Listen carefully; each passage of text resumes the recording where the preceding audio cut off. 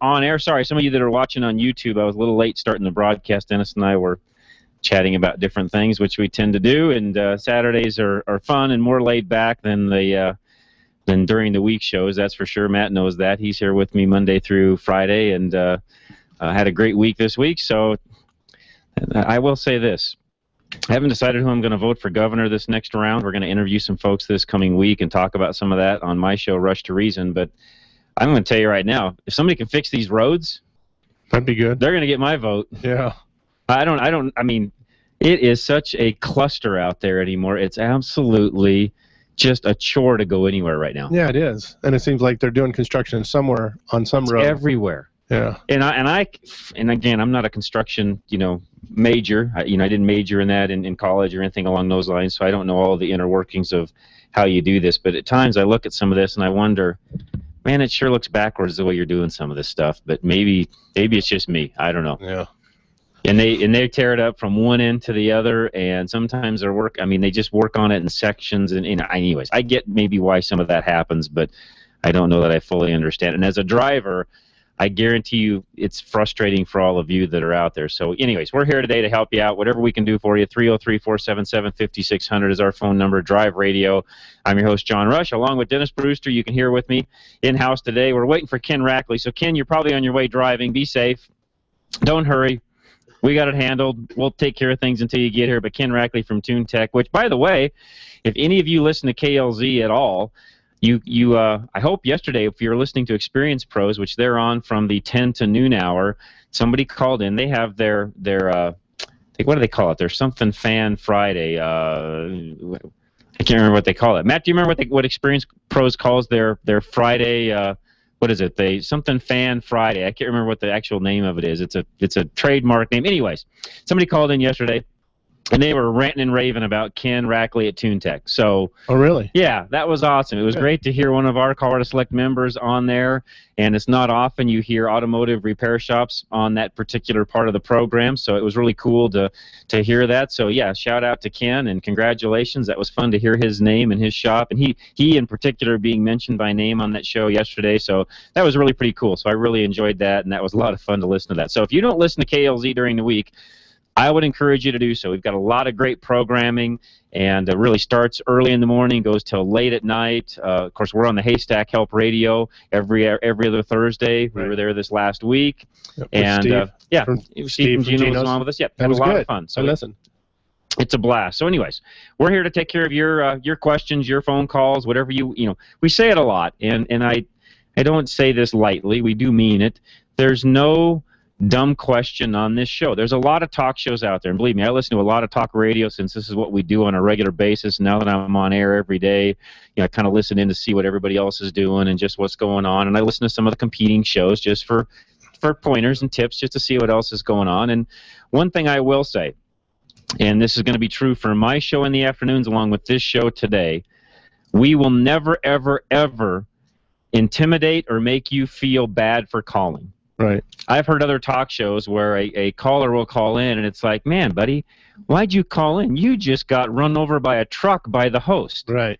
Right. Why did you waste your time even calling? We will never, ever do that here. We will never make you feel, bad for calling, make you feel like you had a stupid question, because I'm one that believes that if you don't know the answer, chances are, and it's probably a 99.999% chance there's somebody else out there or multiple other parties out there listening that don't know the answer either. And they had the same question. They just were afraid to call in. They're just too afraid to call and ask. Yeah, but just call in, and if you don't want to come on air, you could just call in and talk to Larry and have Larry drop the question for us. I'm glad Dennis just segued into what I was going to say this morning, which is perfect timing. We have multiple ways for you to ask questions. You can call in off air and ask Larry the question. He then gets it to us, and we'll answer it for you on air. Or if it's a question you don't need answered on air, Larry can answer it for you off air. That's why we have him here. We'll do it on air, so you can call in, actually talk to us, which we really enjoy. That's what we're here for. And again, first of all, nobody knows who you are anyways. So we're not going to come knocking on your door if you ask a question that we don't particularly, know how to answer, or in some cases agree with. Sometimes we get people that, don't agree with what we're saying, and that's fine too. We'll take those calls. You can also send us an email, John, John, at drive-radio.com. That's our email address. You can go to the Facebook page and also ask questions there. So facebook.com/Drive Radio. So we have 4 or 5 different ways you can communicate with us. Or you can go to Drive Radio and you can find the people who are signed up in the group. That's right. And you can find us and you can email us, exactly, or you can right. call us. One thing about this show that I think is better, is unique compared to other talk shows, is we have our own person answering the phone. That's right. So when you call in, you are talking to an automotive expert. That's already. Right. Yeah, you're not just talking to a call screener. Larry's going to be in there. He can answer a lot of the questions that you've got. Yeah, great point, Dennis. I'm glad you just mentioned that. Quickly, I got a couple announcements I want to make before we get going into the show. One is we have a new sponsor this week, in part due to Dennis's efforts, so I appreciate Dennis putting this together. We've been looking for a locksmith now for quite some time. Right. We've really been trying to team up with somebody, and we did. It's called Papa Lock. They are, they're a single location but mobile in the sense that they've got vans. They can go anywhere that they need to go, wherever you're at, really across the Metro Denver, really south from Parker all the way up to the Longmont, even I think Berthoud area they'll cover. So Papa Lock, their phone number, 303-761-7998. So Dennis, you talked to them the other day. Yeah, we do work on their vehicles, and I thought, man, what a perfect thing. And we do a lot of, I will keep him in business myself, because we get cars that are left abandoned that we don't have keys for, so he has to come out and do that. The thing about him, though, is he's when you talk to him, he just fits right in, because he was sitting in a parking lot having a cup of coffee, and some lady locked herself in the car, and he didn't charge her, like trip charge and all that other stuff. The other thing, I'm already there. The other thing that he'll do, I'm glad you just mentioned that. You just triggered something in my brain. And I should have all this written out, but most of it I do from memory. He will, if you have a child that accidentally gets locked in a car, right, he'll come for free and help you get that unlocked. Yes. So it's just one of the services, one of the community services that they provide. So, and these kind of businesses are the ones we want to keep around. That's so you really need to be calling them. If you know of anybody, give the number up, because I tell you what, if you met him, he's a great guy. I talked to him for about an hour on the phone the other day, had a really good conversation with him. Yep. Of course, Dennis had already vetted him out, so that part of it we didn't worry about. They do vehicle, residential, and everything. Commercial locks. So, guys, this is not just for your vehicle. Right. They will do anything. Yeah, that's what's unique about him. Yeah. And he told me the other day that he spent about, when he actually took the business over here, I don't know, he's owned it for the last couple of years. They've got a technician working for him that's been doing it for 15-plus years. So they've got tons of experience. He recently bought about $20,000 worth of reprogramming equipment for vehicles. Right. So they've got it. They can handle it. They can do key fobs. They can do pass lock. They can do most anything you need to have whatever you've got either made new, duplicated, whatever. And he will arrange, if he can't do it on site and he needs to take it somewhere, he will take it there. Right. He will arrange it all. I mean, he's a one-stop shop. He is. Yeah, he's a great guy. So right now we've got great sponsors with us. We've got Papa Lock, Quick Tread on the tire side of the fence, Chrome Insurance, which is through American National Insurance Company, Paul Leuenberger. You heard him on the show a few weeks ago. We also have teamed up, of course, with Scott Watley at Haystack Help Radio. And then he also has a show on Saturday mornings, Sportsmen's of Colorado. They're on from 7 to 8 a.m. Fun show to listen to if you're up early. I encourage you to do that. Isaac Bouchard from Preferred Auto Brokers, and, of course, Napa, K&N, and then most importantly, Colorado Select, Napa Auto Care Centers. They're the ones that actually really put in all of the effort to make this show happen week after week after week. Not only monetarily speaking, but with their time. Those are the guys you hear here every single weekend, making sure that this thing happens. We do a lot of things off-air, community work, etc. So those guys really are the crux of what we have going on here on Drive Radio. So, topics for today. Oh, I had a few lined out. We'll see if we get to all of them. I've got one that I want to talk about this morning, which is the 40 mile per gallon club, which I thought was an interesting topic. We'll have some travel tips for you. And again, some of what I was alluding to early this morning with the traffic and so on. And Scott Watley just emailed me, by the way. Ken was on Fan Braggin' Friday is what they call that. So Experience Pros was Fan Braggin' Friday. Scott, thanks for emailing me and reminding me of what that was. I should have had that written down. But Fan Braggin' Friday, and that's on Experience Pros. And by the way, if you don't listen to Experience Pros during the week, I would encourage you to do so, especially if you're a business owner and you want to know more about how to do business. Those guys have got a wealth of experience, do a fantastic job, and really, really make it a fun time for that 10 to noon hour time frame. And then Ken Clark is on right after that for Freedom 560. Then I'm on from 2 to 3. Then it's Bob Duco, and then Scott Walkley, Haystack Help Radio, then Grassroots Radio. It's pretty bad. I've got all these memorized. Yeah, no kidding. Been here for a week solid. But yeah, you have, haven't you? It's kind of funny because our age group is more into the talk radio than we've been before. You know, what's funny, though, is I listen to my son, who's 22, and you would think most 22-year-olds are not tuned into talk radio, and maybe a lot of them aren't. But, you know, I hear him more often than not listening to talk radio versus music and things like that. So even the next generation, it's funny. We all thought, you know, talk radio was going to die out. It's as big as ever. Yeah, it is. It's doing fantastic. So it's as strong as ever. KLZ is doing a great job with all the programming that they've got. So, again, I encourage you, just keep KLZ tuned in. We're rebroadcast, by the way. You can hear us today, 10 to 1. You can hear the second 2 hours of our show, or the last 2 hours of our show, tomorrow, noon to 2. Other programs today are rebroadcast also on Sunday. You can catch us on our podcast. Go to drive-radio.com, hear all of our podcasts there, and I don't know how many years we have on there now. You can go sometimes I go back just for fun to see how much we've grown over the years, and I listen to some of those old shows, and I think, wow, have we come a long ways, and we really have. So multiple ways to listen to us. Again, we want to hear from you, 303-477-5600. Last week we took a ton of calls. We didn't get everybody handled. I know there's some of you out there that want to talk to us. Call us. We'll get you right on air early, 303-477-5600. And as I said earlier, because of the traffic and all the other things going on, give us your driving pet peeves. Okay. Haven't done that for a really long time. I want to be more positive, but sometimes there's just things going on that annoy you. It could be construction. It could be the way other people drive. It could be just anything at all that just kind of gets under your skin. Yeah. You know, we'll still put a positive spin on it when it's all said and done, but we'll have a lot of fun with it. So tell us what your driving pet peeves are. Yeah, Dennis, do you have one? Well, yeah, it seems like every time I start to go on vacation, the roads that I'm going on is tore up, and I have to, you know, readjust my time frame. Right?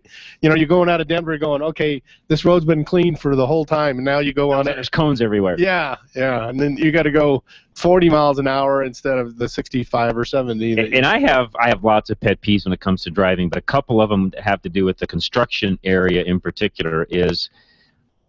It bugs me when people either go way too slow in the construction zone or way too fast in the construction zone. You know, find that happy median, and I know in some cases, and I'm one that says typically drive the speed limit. I know at times that's hard to do when you're going down a highway and it looks pretty open and there's still construction going on, but it looks, you know, the speed limit is 55 and you can do 65. Well, just use good judgment because you're going to get a ticket if you get caught through there. So again, I'll be in construction zones that are 55 and guys are zipping past you at about 80, and I'm thinking, I thought we were in a construction zone. So pet peeves, driving pet peeves, what are they?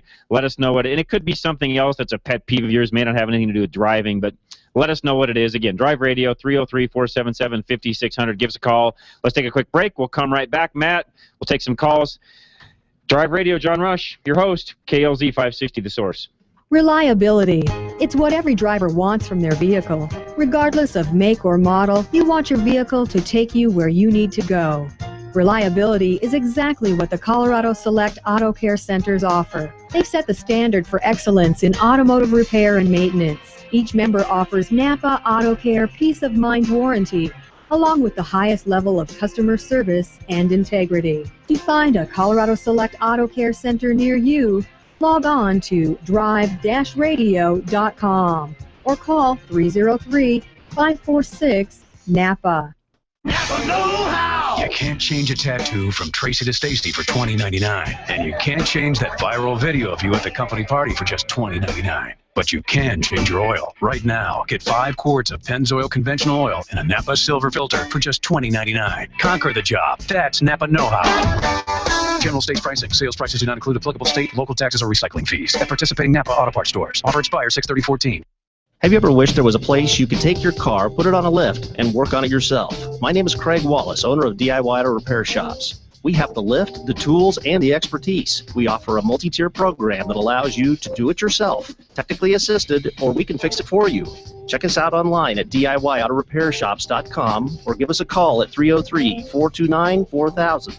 Again, that's 303-429-4000. Let us know you heard about DIY on Drive Radio, and you'll receive 50% off your first DIY hour. We look forward to helping you succeed repairing and maintaining your car. Need a one-stop auto repair solution in northern Colorado? At Fort Collins 4x4 Center, they service and maintain more than just 4x4s. From diesel pickups to economy cars, their team of service specialists and technicians have the computer diagnostics, tools, and expertise to service and repair any make or model. They combine their skills with integrity, giving you the best service in the industry. From preventative maintenance to major repairs, you can trust your vehicle to Fort Collins 4x4, located just a few blocks north of Old Town on College Avenue in Hemlock. They're open Monday through Friday, 7:30 until 5:30, with convenient shuttle service and after-hours drop. If you're ready to form a solid relationship with an auto repair shop, the new owners at Fort Collins 4x4 are committed to providing the professional and personal service you're looking for. Give them a call at 970-482-5500.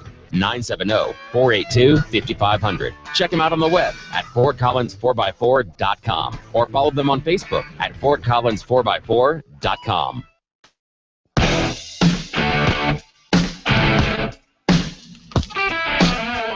Good music. Thanks, Matt, helping us out. And Matt and I are getting to know each other very well since we see each other every day, so it'll make for a great show even here on Saturdays as we continue to communicate back and forth. And those of you watching us on YouTube, thank you. Appreciate it very much. Shout out to all of you. Continue to watch us. Subscribe to our YouTube channel, by the way. Those of you that are out there, we have a lot of information. In fact, I just finished last night. I was behind because I got sick last week, but I got it all up last night, is all of the videos and interviews we did at Universal Lubricants. So I put all those up on YouTube. If you want to know more about oil, how the refining process works, just what goes into oil, some of the new weights and standards that are going to be coming out, I would encourage you to watch that. It's fun. You know, those of you that aren't into oil, you know, maybe it's not that big of a deal, but I found it fascinating. So if you like that sort of thing, watch it. It's a good video. Again, just a bunch of amateurs out there talking and interviewing, and nothing staged, nothing scripted. It was all just right off the cuff and worked out really well. So watch that on our YouTube channel. By the way, you can find that by going to youtube.com. In the search bar of YouTube, just type in all one word, Drive Radio. It'll take you right to our channel. You can also go to our regular website, drive-radio.com, click on the little link at the bottom. It takes you right to it. Piece of cake. Really so easy. you had an announcement about your car show and some stuff coming up on your end also, right? Right. Well, first of all, my car show, we technically, usually we have it in June, and this year... Now, next week or two. Well, yeah, end of the month. 21st, yep. 20, yeah, the end of the month usually. But we're gonna push that actually back into August is what we're gonna do, because there are so many shows, and when I was trying to dial in, there are so many shows going on right now, and it seems like I miss I miss half the people that want to come. Got it. So I decided, well, we're gonna do it in August 23rd, which will be fun. Yeah, looking forward to it. Because that's a time that everything starts slowing down a little bit, and I think it'll be a good time to have that. And because I really enjoy doing the car show, it's a lot of fun, and I enjoy going out there. So we do have some other things coming up. Castle Rock's going to have a car show next weekend, right? Yeah, and they do a good job. They shut down the street. I want to say Wilcox.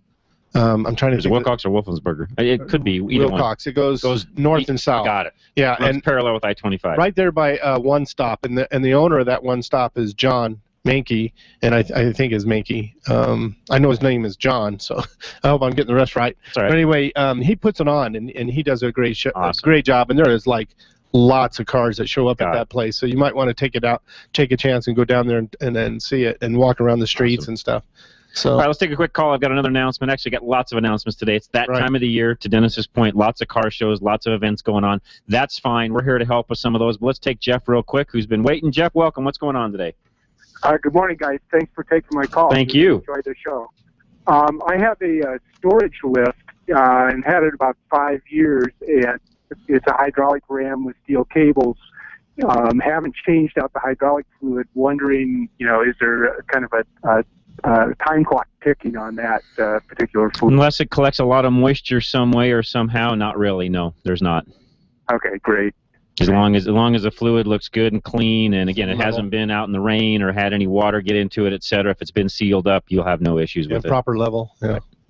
Yeah, great. It's in the garage. So yeah, you should be fine. Yeah, in fact, really, unless you have a big leak or you've got a cylinder that goes bad that contaminates the fluid, there's really no need to change it. It's a sealed unit. Yep. Yeah. All right. Thank you. One other quick question, if you. No, you got. Sure, go right ahead, Jeff. As far as the rear end dyno goes, what amount of horsepower is noticeable? I'm thinking about a high flow cat. So you're asking what's a good number that's an increase in, or I'm not following you. I'm sorry. So can I feel in my rear end a 30 horsepower increase? Yes. Okay. Yeah, you can even feel, I've driven vehicles where you can feel as much as 15 to 20 horsepower. You get into the 5 to 10 range, that's pretty negligible and hard to determine. But if you get up into the 20 to 30 range, oh yeah, you can definitely feel that in the seat of your pants. For example, you can put on in a lot of cars, depending upon the application, you can put on a K&N cold air intake and an exhaust, and you can immediately feel some difference. Part of it is the sound, of course, you're hearing, but you can noticeably feel the difference when you go to pass somebody or get on it from a stoplight. You can feel that. Oh, great! It's a LNF turbo, and it. Oh, any of those types of cars, you can definitely feel it in. You bet. Great. That's it then. All right, Jeff. Thanks for listening. We appreciate it very, very much. So, quick announcement.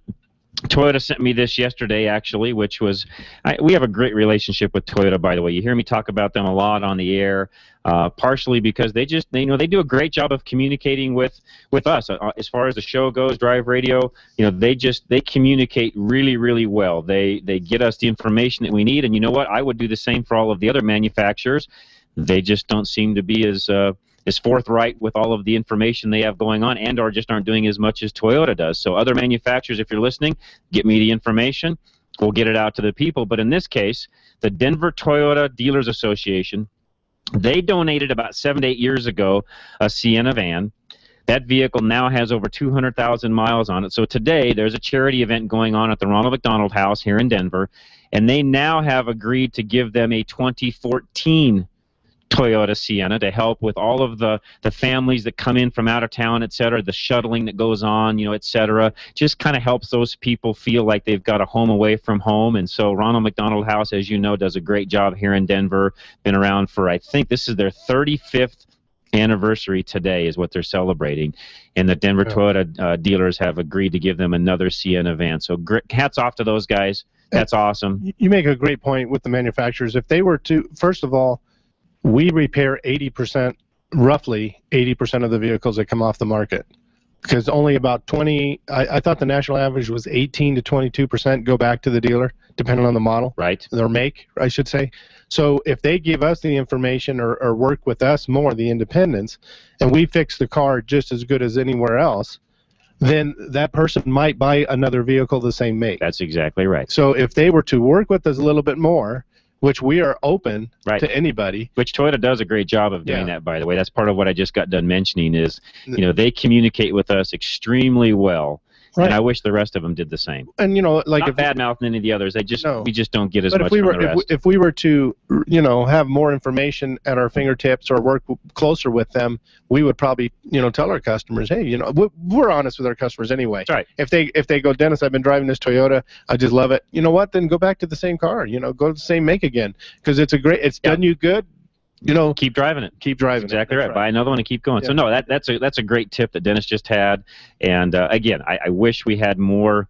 I have some communication, being on the press side of the fence with the other manufacturers, but not near as much as we get from Toyota. They just do a fantastic job of getting that type of information out to us. They had another big dealership here in town that opened up earlier in the week and communicated with me on that. So again, great stuff coming out of Toyota, and I believe they built some fantastic vehicles also. They do. I'm surprised at GM, because at one point they were going that direction, and then when they did their reorganization back in the 90s, they kind of changed that. Yeah, it's just not what it used to be. No. So, but anyways, just kudos off to the Denver area Toyota dealers, Yes. given that Toyota Sienna, which that's a 30 to 40. I don't know how it's equipped, but that's a $30,000 to $40,000 investment those guys just made, and that's awesome. But that's huge for that. It really for is. McDonald House, Helps them out immensely. Yes. So that's a very cool thing. So yeah, we appreciate that. Thank you, Toyota. Thanks for the information that you give us along those lines. So get back into the show.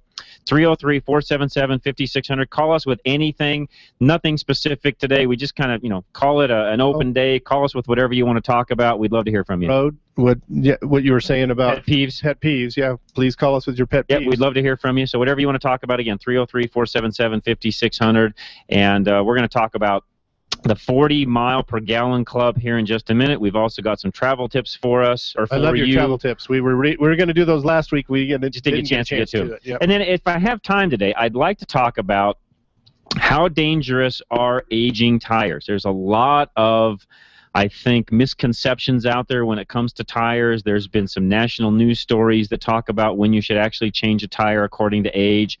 We'll kind of dispel some of those things and give you some tips on what you need to do when tires start to get of age. But Ken Rackley just joined us. Ken, welcome. Hey, good to be here. Glad to have you. Well, got here safe and sound, it looks like, so that's good. I don't rush. I know I'm going to be late, so I just take it with the traffic. And we had enough announcements today. You haven't missed anything, so we really haven't done anything major. It's been pretty easy going this morning. So yeah, I was listening on the way in. So I figured you had a chauffeur driving you in, being the celebrity that you are.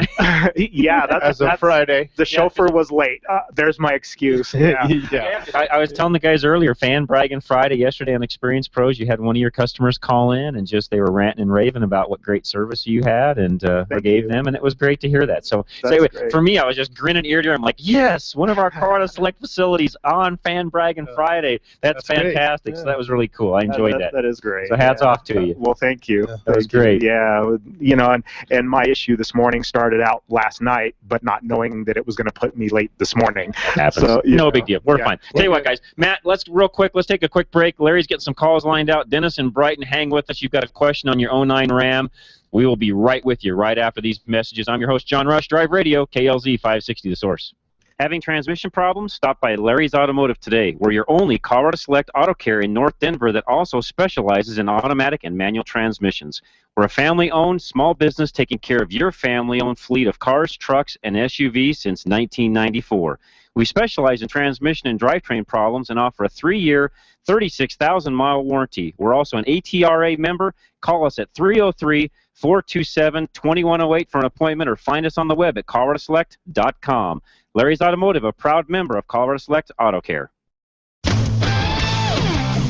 K&N's premium oil filters are very different. They make oil changes easier. K&N's wrench-off oil filters have a 1-inch nut welded on the top, so you can easily change the filter with a wrench or ratchet. And used with a Ziploc freezer bag, you can even remove a K&N oil filter with no oil spillage at all. Another great product from K&N, an American manufacturer since 1969. Are you driving with a check engine light on? Has that light been going on and off? Arvada West Auto and Truck is here to help you understand what could be wrong. Our technicians are specially trained to handle warning lights. If your vehicle is a 1996 or newer, it stores a history that helps us diagnose the problem, even if the warning light is not currently on. Don't wait until your vehicle breaks down and leaves you stranded. Call 303-422-1065. Stop by 11752 West 64th Avenue or visit us on the web at arvadawestautoandtruck.com, where every question is important.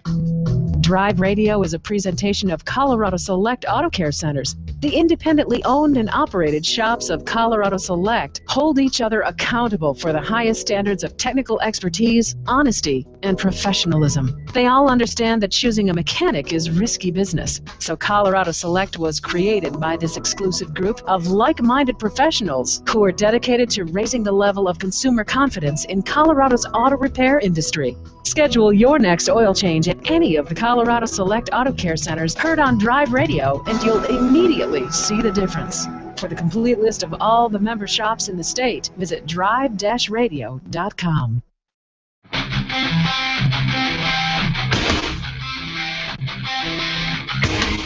All right, we're back. Thanks for tuning in. One line open is all calls. We'll get you right on air, 303-477-5600. One more announcement. This one's from Larry. So Dennis, if you're listening and you know who you are, Jeff Kitty at Larry's, he somehow misplaced your phone number, but if you're listening, he has found your pivot ball for your transmission. So if you're listening, call Larry, call Jeff. They can get you taken care of. They found the part that you're looking for. So, in fact, Larry, I think I've got his email somewhere, so I'll dig it up here somewhere through the show. And if you are listening, just give us a call here at 303-477-5600. Good point. That way I won't have to go digging around for it. Right. Just call Larry. Yeah. That's right. All right, let's go to Dennis, who's up next. Dennis, welcome. What's going on today? Hey, good morning. Hey, thank you guys for keeping it on. Appreciate that. You bet. Glean so much information from you just listening. I've got an 09 Ram Hemi. It's got 30,000 miles on it. I'm just wondering when to be concerned about thinking about a timing chain or belt or what have you on it. Never. Yeah. It's got a chain on it. Never. And those chains are so good anymore that you'll wear other things out before you wear the timing chain out. Yeah. I love it. I love it. Okay. Second question is the tire pressure monitoring in the left rear tire. Can I change that out? You can. And the Dodges in those years, well, everything in those years were, it was still kind of trial and error, I guess is probably the best way to talk about TPMS in those years. It was mandated for 08, so even by 09, they still had a lot of bugs they were trying to get worked out. You can buy, and you guys would know this better than me, you can buy aftermarket sensors, I believe, at Napa, correct? Oh, yeah. They have some good ones, too. They've actually upped the game on that side. Yeah. So I would buy an aftermarket sensor. You guys know better than me on the Dodge. Do you have to reprogram for that, or can you just put the sensor in and will it automatically pick up? There's such a difference in those.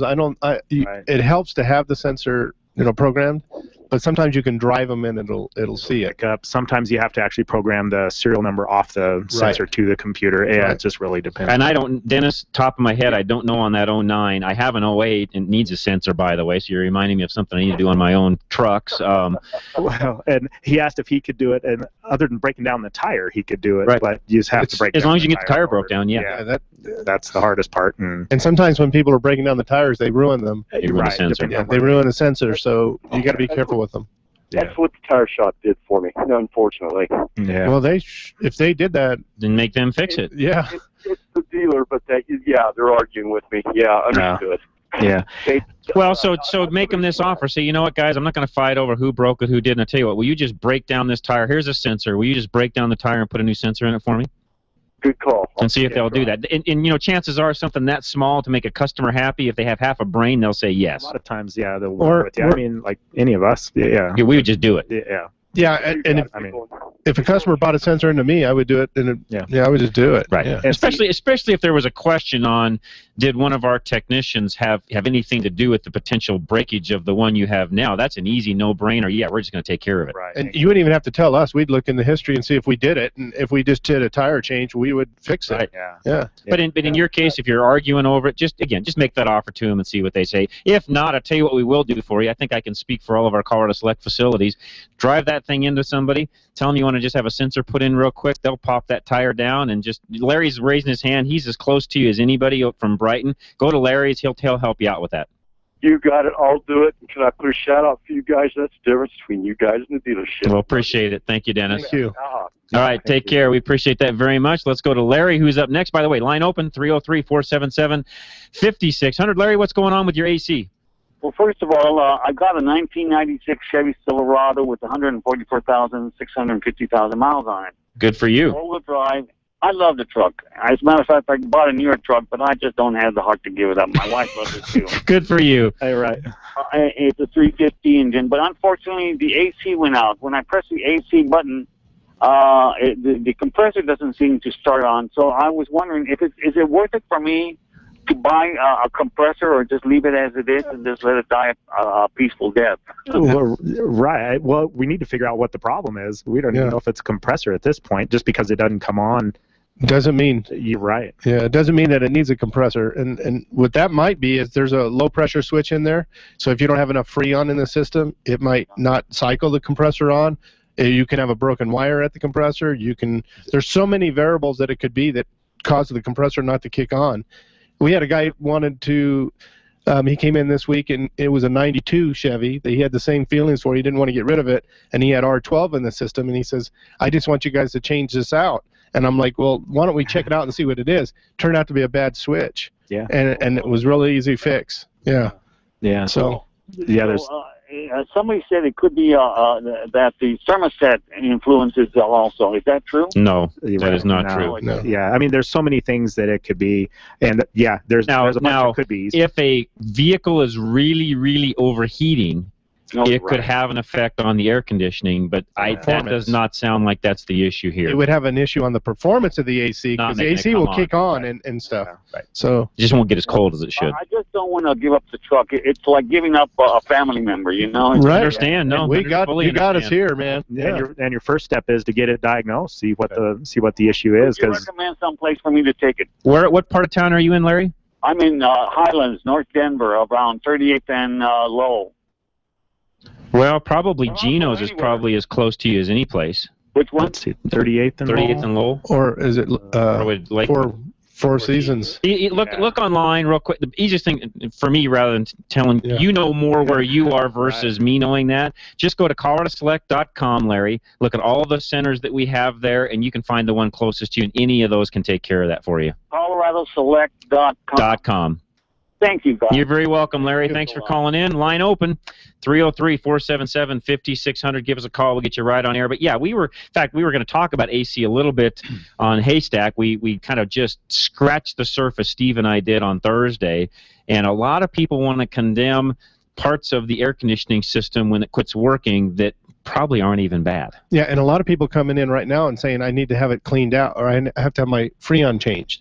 You don't. Right. It's a sealed system. Exactly. Unless it's been broken open, you don't have to do anything. Broken open, leaking, had some damage done to it, something like that. Yeah, you don't need to mess with it. It'll be there. If it's working fine, cooling fine, it's not broken. Don't fix it. Right. Yeah. Exactly. Which, by the way, for some of you at home, just trying to kind of figure out is your system working as efficiently as possible, we can do that in our Colorado Select facilities for you. Or a lot of you have meat thermometers, etc., floating around the house. Just poke one of those in the vent, turn everything on max, recirculate, see how cold it gets. And with R134, you ought to be at the 42, 43, range. On a cooler day like today, you ought to be able to get down into that range. Yeah. And on old R12, you could get into the high 30s. Watch it when you're driving and watch it at idle. I mean, if it's 50, 60 at idle, you got a problem. There's something not right there. If it's getting, if it's in the 40s at idle, you're good, but it'll cool down more while you're driving. So. Yeah, because the airflow going across the condenser makes that work more efficient. Yeah, it's not like the R12 was. The R12, was cold no matter what. That's right. It was it worked really well. You could put a cup in front of there and it'd freeze it, Yeah. Or near. Yeah. And even those old systems then, I know that we're having a hard time finding R12. I mean, it's getting harder and harder to find the R12, and it's very expensive.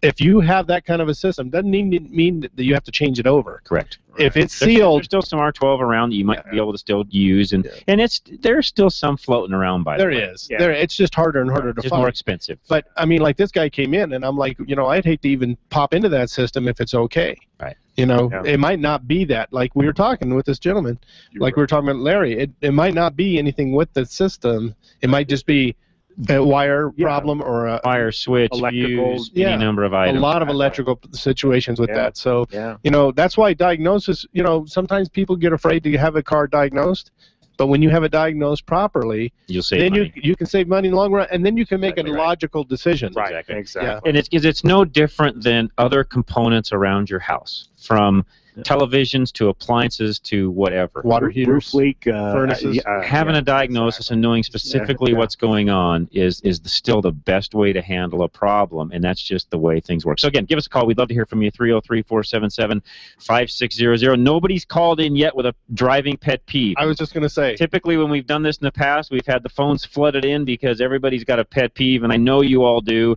We'll make it fun. We'll make it, we'll make it enjoyable. This isn't going to be just a big complaint session. So if you've got something that just bugs you when you're driving, let us know what it is. 303-477-5600. Either one of you guys have them. Dennis mentioned the construction stuff. Right, exactly. I guess, and I was thinking about that on my way in. I was like, I guess my biggest thing is I drive 3-lane roads a lot. Well, and the speed limit's 55. Well, a lot of times people will get in the front and just make a line across doing 45, 50, and you can't get by them. You can't get by them. They're just they're just. Somebody needs to move in that particular situation. One person just needs to open. Well, if it you're up. in a fast lane, that's where I think you're the one to get out of the way. Exactly. You know, like I live out east, and it's a one-lane road, one lane going one way. Yes, you know, and then the other one, it's two-lane road basically. But but if you're going home, you know, and you got a load on your trailer and stuff, and you can't go the speed limit.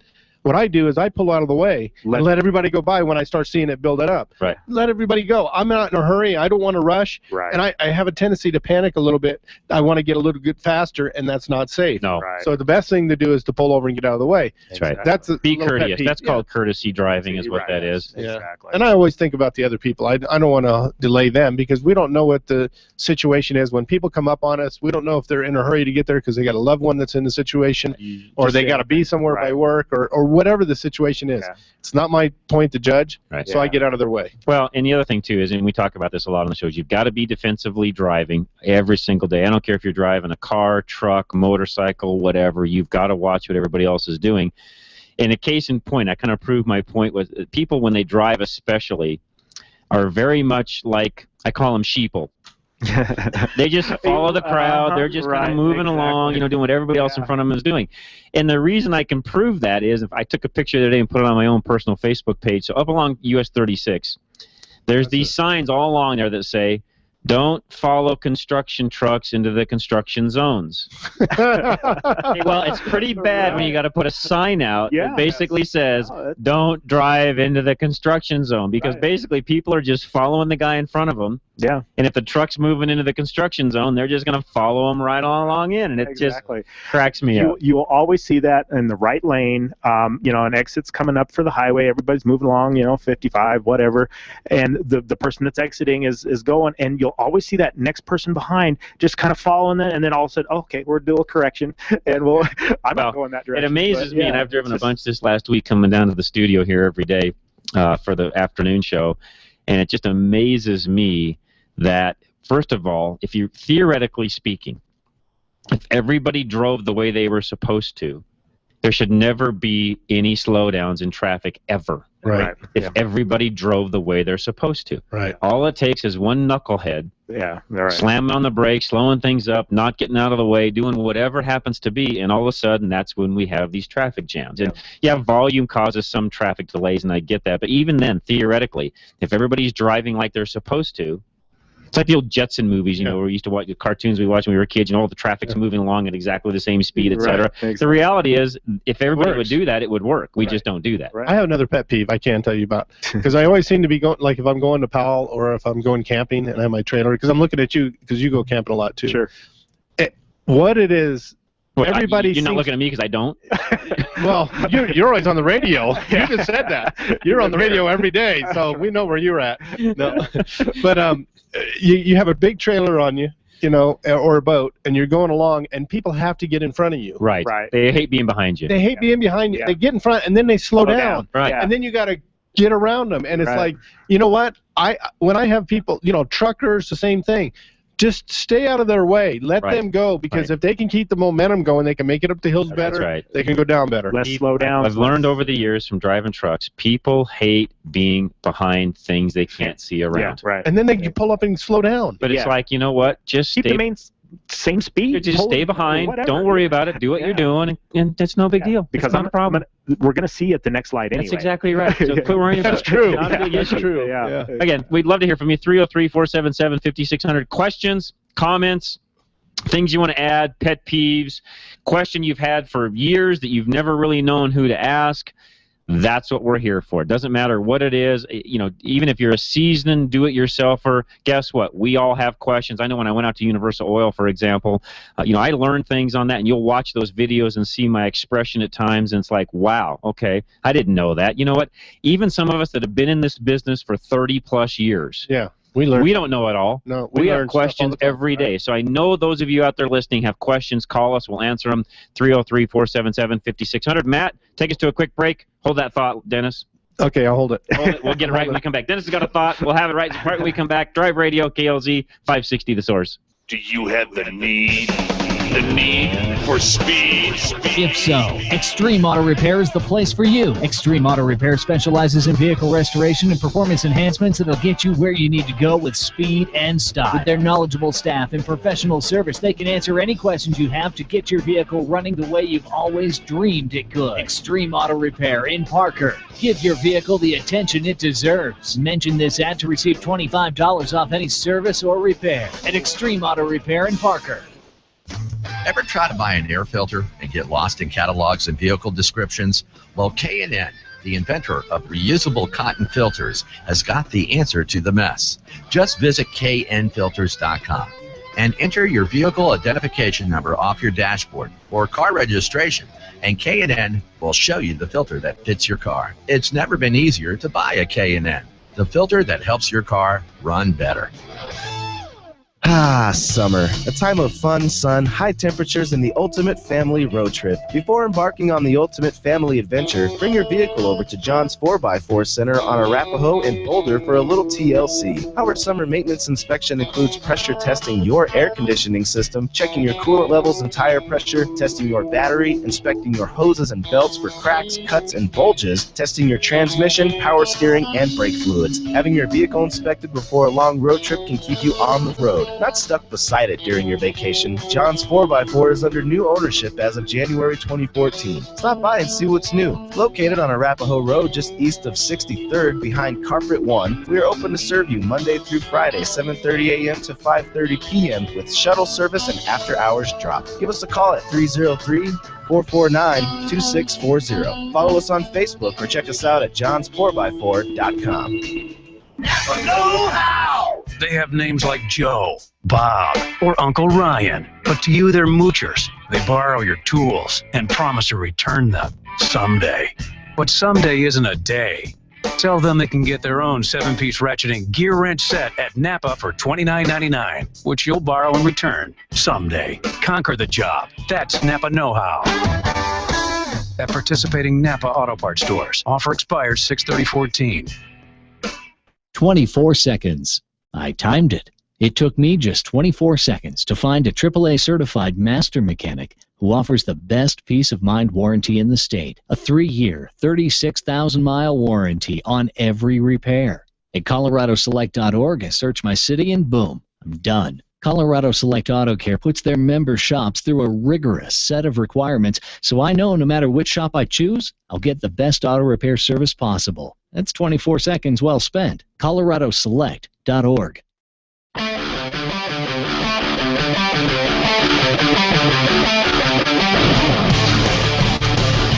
All right, and we've got Judy coming up in a second with a pet peeve, and Dennis was going to say before the end of the show. Yeah, I was going to the end of the last segment, I should say. The show. It's not in yet. You've been on the radio too long. Fast, that's right. No, I was just going to say, don't let us be the only ones with pet peeves. We're the only 3 here in Denver with a pet peeve. Come on, guys. We really don't complain all that much. No. You know? We're happy guys. You just get in it and drive and don't worry about it. Yeah. I will say sometimes when I'm driving, I do. My family probably will tell you that. Yeah, sometimes I complain. There's a lot of idiots on the road when I'm driving. Well, yeah, you know, it's. At least that's what I say. And I see other people, driving. When I see them do it to other people, I get a little upset. Hey, why'd you do that to that guy? I just saw that. I don't call them idiots anymore. I call them knuckleheads. Yeah. Same term, I guess. But it's more politically correct. Call him a knucklehead instead of an idiot. All right, let's see what Judy has to say. We've got a line open 303-477-5600. Judy, welcome. Okay, just one of many. Okay. You learn to color between the lines when you're in kindergarten and nursery school so that you'll be comfortable driving within the lines. Good point. Yes, definitely. When I see these big dump truck size things and the small cars coming down that yellow line on a 2-lane road. Oh, yeah. Yeah. That's scary. And what are they going to do with the driverless cars? Are they going to use them? Good point. They'll probably stay between the lines better because you got a computer running it, looking at the lines, knowing where you're at, versus some of these new cars I drive, to Judy's point. Some of the newer cars I drive, in fact, I'm driving a little Nissan Rogue right now, which has got all the lane departure stuff on it, etc. And Nissan Infiniti does a great job, by the way. I don't know exactly what technology, I need to study this, but that goofy thing, the minute you're close to the yellow, you're not even, you're a foot away from the yellow line, it's beeping at you, telling you to get back in the middle. So really? Works pretty well. Yeah.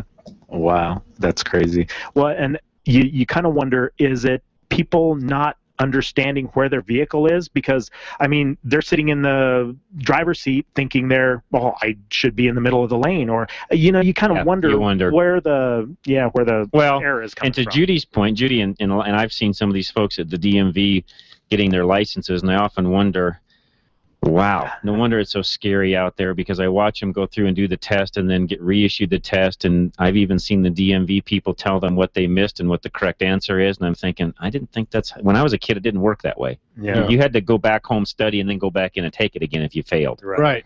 They don't do that now. Yeah. Oh, they don't? No. So you can take it right again, right there. Oh, no. Yes. Yeah, because when you go home, then you have to go, okay, now what did I do? I got to really work on this. Right. Because I can't be embarrassed again and go back and... So, Judy, what else? There's got to be one more. What other pet peeve? Well, I don't like hands-free phones. I want, especially I'm out walking, I want to see that they're distracted so I know. You want to know they're distracted so you can be proactive and get out of the way. Good point. Yep. Great point. Judy, good stuff. Always a joy to talk to you. Okay, bye. Appreciate you calling in. Great. Yeah, it is good. Yeah, she's got a point. I want to know you're distracted so I can stay out of your way. Well, that's the funny thing is when you're driving down the road, you'll know who that person is. You're right. Because all of a sudden they're going the speed limit, and all of a sudden they're kind of going over to the lane. Right. They're going over to the other side. They're slowing down. They're going too fast. Right. They're going up to a light that's turning red, and they keep going. Yeah. And then all of a sudden they slam on the brakes, and you're like, oh, he's on the phone. They're totally distracted. Yeah. That's exactly right. 303-477-5600. Give us a call. We'll get you right on air. We've got Jason up next. Jason, welcome. What's going on today? You got an F-150 that's fluids disappearing. Okay. Coolant's going away? Yeah. I got a new water pump, radiator, hoses, everything, and it's still, I have to put like a gallon in every month. Huh. Have you noticed any drips underneath? I mean, no. Nothing, huh? Mm-mm. That's odd.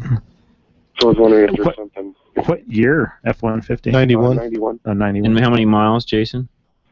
Supposedly 98,000. Okay. And which engine does it have in it? 302. Okay. And is it on a cooler morning? Do you notice any extra steam or anything coming out of the back of the exhaust at all, or can you tell? No, I haven't noticed anything. Okay. How long has this been going on? Over a year.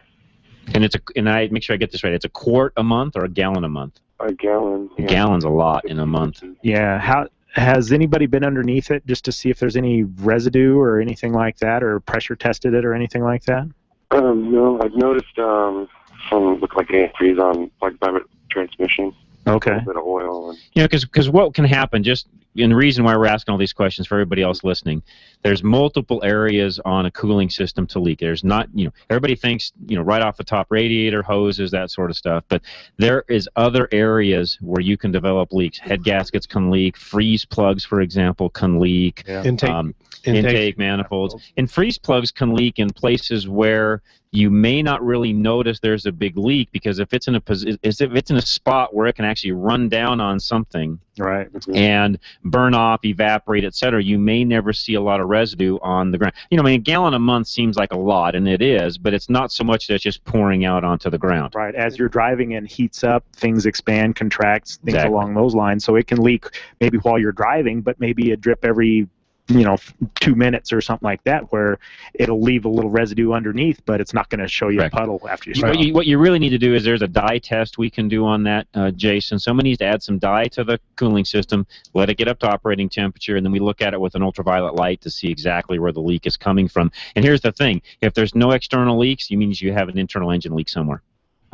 Okay. But that's you where a need, pressure test comes in. But you need to define, is it external, internal, and then decide. It goes back to Dennis's comment a little bit ago about diagnosis. This is one where you've got to get some diagnosis, or you're just going to throw parts at it. Yeah, I mean, because even those timing covers, they can leak internally, they can leak externally. I mean, just one other thing you can do individually, and it would help a technician, is does the oil level change at all? In other words, does it stay stagnant throughout that entire month, or is it varying up or down either way? No, it's fine, yeah. Okay. It's fine. It's not milky or anything like that. That's a good thing. Yeah, that is a good thing. Your oil cap doesn't have any moisture, chocolate milky-looking residue. Good. Okay. Those are good things. So Yeah. good for you. And Good. sometimes what happens with those is it might not leak when it's sitting there cold, And when you fire it up and you're driving down the road, it's leaking, and you don't see it. Right. Right. Yeah. Exactly. And I barely drive it. I've had it 3 years and put about 9,000 miles on it. Okay. Okay, so it doesn't get driven a ton, and it's still leaking. Well, get that into somebody. What part of town are you in, Jason? Southeast. Southeast. So yeah, you're out towards Dennis. So go out to Extreme. Look at the, go by those guys. Have them check it out. See what's going on. Do some diagnosis on it. It's solvable. You just got to figure out what's going on and where it's at. Okay, thank you. All right. Appreciate it, Jason. Take care. And by the way, you can find Dennis at ColoradoSelect.com along with all of our other members that are inside of our network. Tom in Longmont is next. Tom, welcome. Hi there, guys. What can we do for you, Tom? Well, I've been looking at buying a car from a private party. Okay. Nobody in particular, or no car in general, but when I look them up on Kelley Blue Book, it always seems like those are a lot lower than what I'm finding on Craigslist. Because everybody thinks their car is the ultimate car of its type, and they always want to get a premium for it. And all those folks on Craigslist, by the way, typically will never get that kind of dollars out of what they're asking. They know. They put it up high. That's right. That's a trick that everybody's doing. They put it up on the high side, hoping that you maybe talk them down a little bit. Yeah, because they can always take less, but they can never ask Can't more. raise it. Right. Yeah. Right. Right. Yeah, but we're talking $2,000 discrepancy. Right. Well, that's pretty normal. Yeah, Yeah. what you're finding is pretty average. And what you'll have to do is, again, do your homework, know the value of the car. And by the way, this is where we can come in handy. Send us an email. I can send some of that on to Isaac, our broker. He can even help with some of that stuff. In fact, I've even gone as far with him where if you get me a VIN number, I can get you a Carfax report. And he's very valuable when it comes to things like that and helping us out. And by the way, he's also a guy where if you really want a specific vehicle when it's all said and done, give him a call. He can see what's out there, what's being traded in, what's at auction, etc. And you can avoid some of that Craigslist nonsense. Okay, what's his name? Isaac Bouchard. And I can find him on your website? You can find him on my website, drive-radio.com. Just go there. You'll see his name, his phone number. Give him a call. And you won't hear from him today because he's out racing. I do know that. He told me today ahead of time, John, if anybody calls today, I'm going to be at the racetrack. I'm racing. So he'll get back with you, though, as soon as possible. Just leave him a message. I appreciate that. Thank you. You're very welcome, Tom. Take care. The greatest thing about those kind of brokers is they're not looking for just used cars or new cars. They go for used too. And you can call them up and say, look, I only want to spend $5,000 or $8,000, 15 or 20 or whatever the magic number is. Right. And I only want this many miles on the car. I want it blue. I want a manual shift. Well, and because the other thing that happens, and I do know this from Isaac, he has so many customers over the years that he's dealt with that he pretty much knows who's next in line for another car. So you may say, hey, I want this particular type of car, and he'll say, you know what, I've got 2 or 3 people that have had that for a while. They may be interested in a new car. You know what, let me call them and tell them I've got a buyer, and maybe I can make 2 deals work instead of one. That's how that process works. He takes care of 2 customers at once, and he knows that the other customer. Car. Right. Right. That's the advantage. So yeah, give him a call. He'll help you out. And again, as I said earlier, he's out racing. So if you call him today, he won't answer, but he'll get back to you. I know Isaac well enough to know. I've met with him enough times to know that when his phone rings, he answers. So he's just one of those guys that'll pick it up, take care of the customer, and that's what he believes in doing. So guys, we're getting ready to end the first segment. Driving pet peeves. We'll get to some of our other topics as soon as we come back. I've also got an email that came in on an EVAP code on a Dodge 1500. We'll answer that as soon as we come back from the news. Don't want you to go away. News takes a little bit of time. It's a very important thing. And by the way, the Blaze Network, if you want good current news that's not in the mainstream media, listen to the Blaze, find them on the web. I'm giving them a free plug just because I go there for a lot of the information I receive because it's good stuff. I just went there, and they had these kids going through, I don't know where it was, but Pelosi, the girl asked Pelosi a question, and she just beat around the bush. That's right. And Didn't that know the lady answers. drilled her. That's right. Never gave her an answer. But This young kid, he's just drilling. Anyways, that's the stuff you see on the was Blaze. good You're stuff. not going to see on mainstream media. So listen to it. Listen to the commercials that are coming up. Stay with us. Don't go away. I've been your host, John Rush. Dennis Brewster from Extreme. Ken Rackley from TuneTech. Matt, our engineer. Larry from Larry's Automotive. We're going to be back right after the news. Don't go away. Drive Radio, KLZ 560, The Source. Yeah, that girl.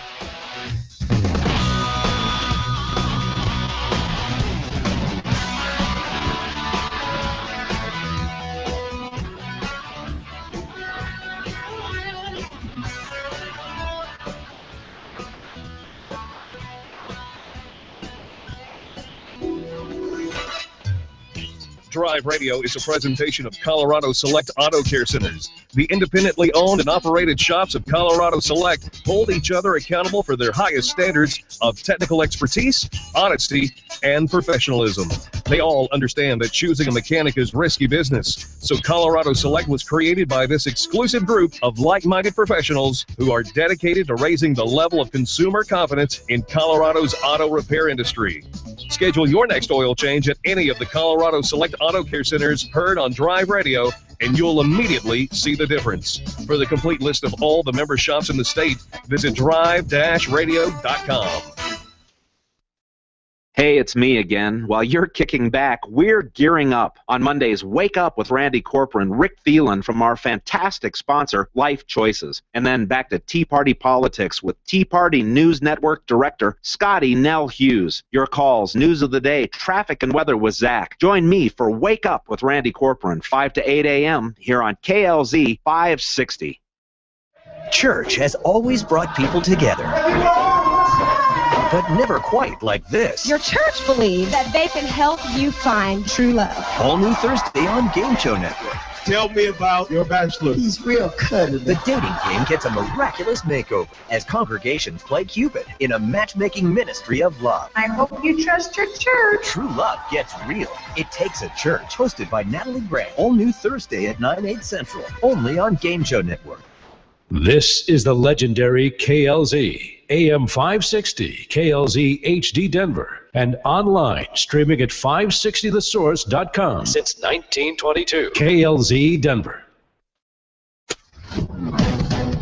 This is the Blaze Radio News. I'm Ken Stevens. A retired Navy SEAL who led a mission to rescue missing Sergeant Bo Bergdahl in 2009, saying it doesn't really matter if he's a deserter or not. What we knew at the time was that he walked off base not in distress. Still, the same mission unfolds, is that you get intel, try to find where he is, and you go after him with all the resources possible. Even though the radio transmission, it's like I was talking with Andy, said that he was looking and seeking for the enemy that wanted to kill all these guys. Still a better reason to bring him back so he doesn't impart any information to the Taliban. Tom Shea with Fox's Sean Hannity. But for the parents of those who lost loved ones who went looking for Bergdahl. Sheo Brandes losing her son Matthew in 2009. Asked on Fox News when she first learned the true reason Matthew died. It was like 2012, the whispering started coming in about Bergdahl that deserted. That was the reason why Matthew was out on that mission. This is news on the Blaze Radio Network. Everyone is making the switch to the Blaze to make it their source for the truth. Why not make it your source for the truth? Make theblaze.com your homepage for news that the other outlets won't even touch. Subscribe to the Blaze TV at theblaze.com/TV or on Dish Network and get access to original programming like For the Record, the show that exposes what's really going on that the government doesn't want you to know. And Real News, the daily conversation on the topics of the day that matter most. Check out the Blaze Radio Network at theblaze.com/radio with original shows like Buck Sexton, The Morning Blaze with Doc Thompson, Pat and Stu, and Jay Severin. Or, if you need something to hold in your hands, subscribe to the Blaze magazine. So basically, anywhere you need to go, you can take the truth with you by taking the Blaze with you. This is the Blaze. Truth lives here. So just to recap, anywhere you need to go, you can take the truth with you by taking the Blaze with you. Find out all the ways at theblaze.com. The Blaze Radio News on KLZ 560 The Source. Wake Up with Randy Corcoran, Monday morning at 5 on legendary KLZ 560, The Source. Being an expert on general automotive knowledge, what would the correct ignition timing be on a 1955 Bel Air Chevrolet with a 327 cubic inch engine and a 4-barrel carburetor? It is a trick question. Watch this. Because Chevy didn't make a 327 in 55. The 327 didn't come out till 62. And it wasn't offered in the Bel Air with a 4-barrel carb till 64. However, in 1964, the correct ignition timing will be 4 degrees before top dead center. Get ready for another hour of Drive Radio, brought to you by Colorado Select Auto Care Centers. Got a question for the experts? Then give them a call, 303-477-5600. Now it's time to pop the hood and get our hands dirty. Drive Radio on KLZ 560 The Source. All right, we're back. Sorry, those of you on YouTube watching us, we were watching the the little Nancy Pelosi clip where she's trying to explain to the teenager about the NSA and all the things that go along with it. If you just want a good laugh, you gotta watch it because it's just hilarious. But he's like a politician. You got this young kid schooling Nancy Pelosi on stuff. It was just hilarious. Yeah, because she's saying that she doesn't approve of it. She's just him-hawing around the whole time. He goes, well, what, you voted for it. She's like, well, It's hilarious. Anyways, you will enjoy it. Watch it. It's a lot of fun. Again, give us a call. We'd love to hear from you. 303-477-5600 is our phone number. I did a lot of announcements during the first hour. I'm not going to recap all of those. There was one other announcement that I do need to make that came in here to KLZ that I told them I would definitely help them announce. Let me pull that up real quick. And it is called the first annual Rocky Mountain Vet Fest. So the Veterans Festival is what it's going to be. All proceeds benefit the veterans living in poverty and homelessness. It's January 21st from 9 a.m. to 10 p.m. So it's a full day's worth of events. It's an open-air concert at the Bonfils Stanton Amphitheater. A band called Mojo Mama is going to be there. That's from 7 to 10 p.m. The gates will open at 6 p.m. In the morning, though, there's a morning march and munch, leisurely walking breakfast, and a $5 donation is requested. There's a ton of events. I tell you what I'm going to do. I'll just put this up on our Facebook page. That way you can go and see it. I'll put that on our Drive Radio Facebook page. But it's an all-day event. If you want more information on it, go to the website helpingveterans.org. What day? You said January. Sorry, June 21st is what I meant to say. June 21st, 2014, 9 a.m. to 10 p.m. Did I say January? Yeah. I didn't mean January. I meant June. January. Yeah, That's close. Both J's. That's right. June 20. So coming up here in a couple of weeks. Literally 2 weeks. So you want to go check that out, and it'll be an all-day event. It'll be a lot of fun. The organizer is Jeff Johnson. You can actually, again, find out more information at helpingveterans.org. I'll put that up on our website and our Facebook page, and you'll be able to check that out. But, yeah, that's a great event. Anything to help our vets is well worthwhile. You know, on Memorial Day, they had a lot of things going around Denver. I was really kind of proud to be here because there was a lot of things going around about the veterans and the people who had passed in, you know, for Memorial Day. Where in the past it's been more about just having a day off. And I thought it felt more patriotic this year than it has in the past. Along the lines of the holiday itself, what it's meant. So we really appreciate our vets. All right, got a line open, 303-477-5600. Call it, so we'll get you right on air. Email question, guys, this will be for you. 97 Dodge Ram, 1500. It's got a persistent EVAP code, so it's 125,000 miles. Within a couple of days of reset, I can check. I get a check engine light for the same EVAP code. It has a new gas cap, purge solenoid, and canister. There was charcoal in the solenoid. He blew that out, and he blew all the lines out, is what he's trying to say when he changed that. What else could it possibly be? Does he need to drop the tank and check all the fuel lines that he can't see? Yeah, well, with charcoal going through the lines, that can definitely cause, if you don't get it all out, it can cause those valves to stick again. Right. The purge valve and the vent valve. So we've got both of those.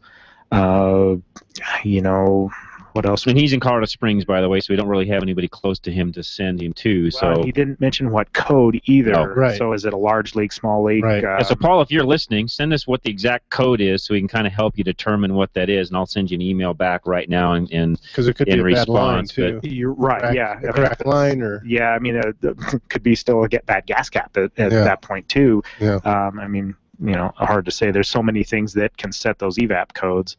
We'll see if he responds. I'll just ask him real quick if he can give us exact hard code. And then Scott Watley, our partner on Haystack Help Radio and also does the show Sportsman's Colorado first thing in the morning. He actually sent in one of his pet peeves, which I think is good. Several lanes closing down to one lane. You can clearly see for a mile or so that everyone's in a single file. Then there's the guy that blows by you all the way to the front, turns on his signal, and gets in. You're right. Yeah, exactly. Scott, I can attest to that one. That's a big pet peeve I have, too. And I will say that there has only been a handful of times over all the years when maybe I was late or there was something going on where I was that guy. But I do my best to not be that guy. I'll admit, hey, I'm being honest. There's been a few times in my life where you're running behind and you just were like, you know what? I'm just going to zip up there and get in and get going. We've all done it. Well, yeah, exactly. I did it once. I don't like being that guy because everybody hates that guy. Yeah. I'd also see the people that kind of block that guy. They'll move over and try to Blockers. block them. Yeah, Blockers. Right. Yeah. Exactly. Well, and along those lines too is merging. Yes. People do not know how to merge. They do not know how to merge. I mean, they'll stop on a merge lane. It's like, wait, no, you get up to speed with everybody, and people will let you in. The other thing my pet peeve is for some reason the guy merging in feels like he has a right to get in. No. He's merging. It's up to him to get in line at the right speed and then pull in, so the guy in the other lane doesn't have to slam on his brakes to stop for that guy. Right, exactly. And and then that's another thing too with people trying to merge, people not letting them in. It's like, Let 'em in. it's a double.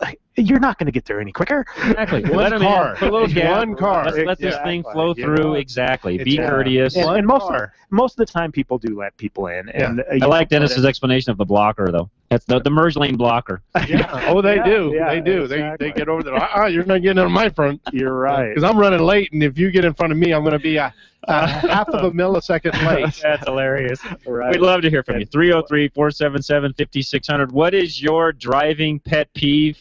Tell us what it is, or any other question. It's kind of a fun day. Just tell us what it is. You will make fun of this and make light of it and all of that. Yeah. And every one of us out there has been guilty of being one of the people to cause the pet peeve. Sure. Right. Yeah, exactly. Everybody has their issues day to day and stuff like that. And it's But like, as we get- I did not see you, or whatever. Hopefully, as we get older, we get a little bit more courteous. You're right. We get a little bit more wise. Slow down a little bit. Yeah, exactly. Keep going. Sorry. I was going to say one of mine too, and this is just something with motorcycles. Is I see so many people right on the back of a motorcycle. Oh my gosh, I'm a motorcycle rider. Usually I'm on the dirt, but I used to ride street a lot too, and I don't anymore. But the motorcycles will stop 10 times faster than any vehicle on the road, and and people just tailgating anything for that matter. But right on the back of a motorcycle is just like, man, that's just suicide. Right, suicide. exactly. My wife just sent me a text message and says that she thinks I'm lying. About what? That's what I'm going to ask. I'm sending that back. About what? He probably is. Well, who knows? Real quick too. We have a list that you got to go over about what to do if you're traveling. Okay, we can do that. List. We can do that. Let's get to that. got some time. Yeah, and by the way, Paul, if you were listening, and I just sent you an email back, give us what that EVAP code is, and we'll try to do a better job of helping you diagnose that. Anybody else out there, if you've got anything, any question, any tip, any driving tip, any pet peeve, give us a call. We'll get you right on air, 303-477-5600. My wife said, I'm lying about cutting in, especially when we're on vacation. I kind of get into a different mode when I'm on vacation. Sorry. Yeah. Okay. Who doesn't? Yeah. I'm in a rental car. I want to get to where I'm going. So you're running up on I drive more aggressively on vacation. Do you really? I relax more on vacation. I'm the opposite. Yeah. Well, depends on if I'm going there or coming back. I'm the crazy man on vacation. Sorry. Okay, honey, you got me there. I am Mr. Crazy Man on vacation. Okay, so real quick, we've got Bill coming up, but real quick before we do that, we'll give you a couple of tips. So travel trips. And by the way, these are not all just for the car. I've done enough traveling over the years with family. We had 7 kids, I should say, and we have 11 grandkids now, but we've traveled in very big groups at times and have had to have a lot of things dialed in. So, am I an expert when it comes to traveling? I think we do a pretty good job when it comes to traveling. When you got 7 kids in tow, you better have your ducks in a row or you're not going to get from point A to point B, especially when you're flying. Right. You better make sure you got everything dialed in or you're not going to get there. So, here's a few tips for you. This is car. Make a seating chart and show where each kid will sit at different stages of the trip, thereby not keeping every person in exactly the same seat. And that way they kind of have something to look forward to at the next stop potentially. Okay. Just kind of helps them, it gives them, kids like to know what's going on next, what some goals are, etc. Change it up for them. You change it up for them, exactly. Yeah. Most importantly, and this is true no matter whether you're driving by car or boat or train or bus or whatever, check the weather before you leave. Oh, yeah. Not only for where you're at and for where you're going, but what's it like in between. Right. And that's true whether it's air, car, boat, whatever, doesn't matter because the weather can affect your trip greatly and plan some contingencies in case. Are there going to be delays? Are there potential for not making it back or That's right, make it especially in the better, winter months. But even right now, hurricanes are starting to crop up. Yeah. Summer's just as bad. Doesn't matter what time of year it is. When we go to Lake Powell, I always have to make sure, because if you put something dry in the back of the boat, when you get there and it's wet, you might have a sleeping bag back there. When you get there, it's all wet. You're right. It's like, uh-oh, that's not fun. That's no fun. It's like my daughter yesterday. She was going up to Sterling yesterday, and she left, I think it was about noon, and that tornado's up in Fort Morgan, so she was going to be there right, in that heart. Right. She got the pictures that were posted on 9 News that they showed this morning. Wow. So, yeah. Wow. So she was on the road. Be aware of that. All right, let's go to Bill real quick. We'll get him in real fast. Bill, welcome. What's going on today? Hey, good show, guys. Thank you. Question. I bought a used 210 Audi Q5, and on the it has a navigation system and a car setting system where you can change, light. Yep. It also has a tire pressure monitor. Now, my car had not the original tires, and it doesn't have the tire pressure monitors, on the valve stems. Why? Why? I don't know. I bought it used. So. By law, it's supposed to have them. In fact, by law, the dealer selling it should have made sure that worked. Really? Because yes. I wondered if I can retrofit. You can. Well, on an Audi, it's going to be more specific on the sensors you're using, because there's not going to be as much of an option for aftermarket sensors on that car. Right. Somebody at some point pulled them out, changed the wheels, did something. But yeah, by law, we as shops are supposed to make sure those are all enabled when the vehicle actually leaves our shops. Wow. Well, then do I need to buy them then through Audi? You know what? That one I don't know for positive. In fact, do you have a way while we're sitting here to look that up by chance or not? Possibly. We'll look real quick here while we're chatting, Bill, and seeing if we don't get it before I get you off air, we'll let you know what we find here in the next 5-10 minutes while we do some searches on an Audi. I'm not positive whether you can buy an aftermarket sensor, especially on a 2010 with it only being 2 or 3 years old now. Right. Okay.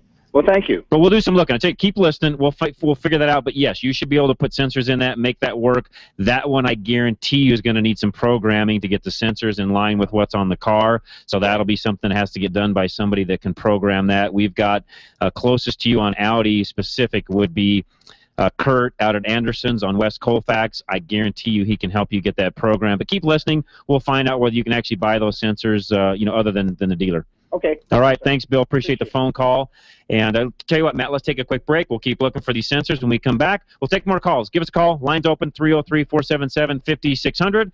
We'll give you some more travel tips as soon as we come back on Drive Radio, KLZ 560 The Source. Reliability. It's what every driver wants from their vehicle. Regardless of make or model, you want your vehicle to take you where you need to go. Reliability is exactly what Colorado Select Auto Care Centers offer. They've set the standard for excellence in automotive repair and maintenance. Each Colorado Select member currently offers Napa's Peace of Mind warranty, but are now also offering an extended 2-year or 24,000-mile warranty on repair work. You won't find this offer anywhere else.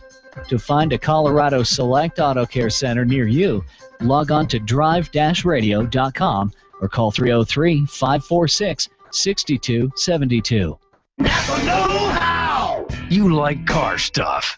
Napa has car stuff, like fuel stuff, brake stuff, even cleaning stuff. And the only thing better than car stuff is car stuff that's half off. So stock up on your car stuff with half off selected stuff. Conquer the job. That's Napa know-how. At participating Napa Auto Parts stores. Offer expires 6/30/14. After 30 years of business, Gino's Auto Service is expanding. Hi, this is Jennifer, and my dad owns Gino's Auto Service in Littleton. What does our expansion mean for you? Savings on all our repair and maintenance services. We work on all makes and models, and your satisfaction is always guaranteed. At Gino's, we use genuine Napa parts and are AAA approved. Stop by and see the transformation at Bowles and Platte Canyon, or visit us online at genosautoservice.com. That's genosautoservice.com. Your car performs better when things are simple, and it's easy to see how the maze of plumbing under the hood can slow it down. A K&N AirTake system replaces the maze with a single custom-engineered tube. The result? A guaranteed increase in horsepower, a dramatic increase you can actually feel. Visit K&N website to look up the extra horsepower available for your vehicle. K&N, an American manufacturer since 1969.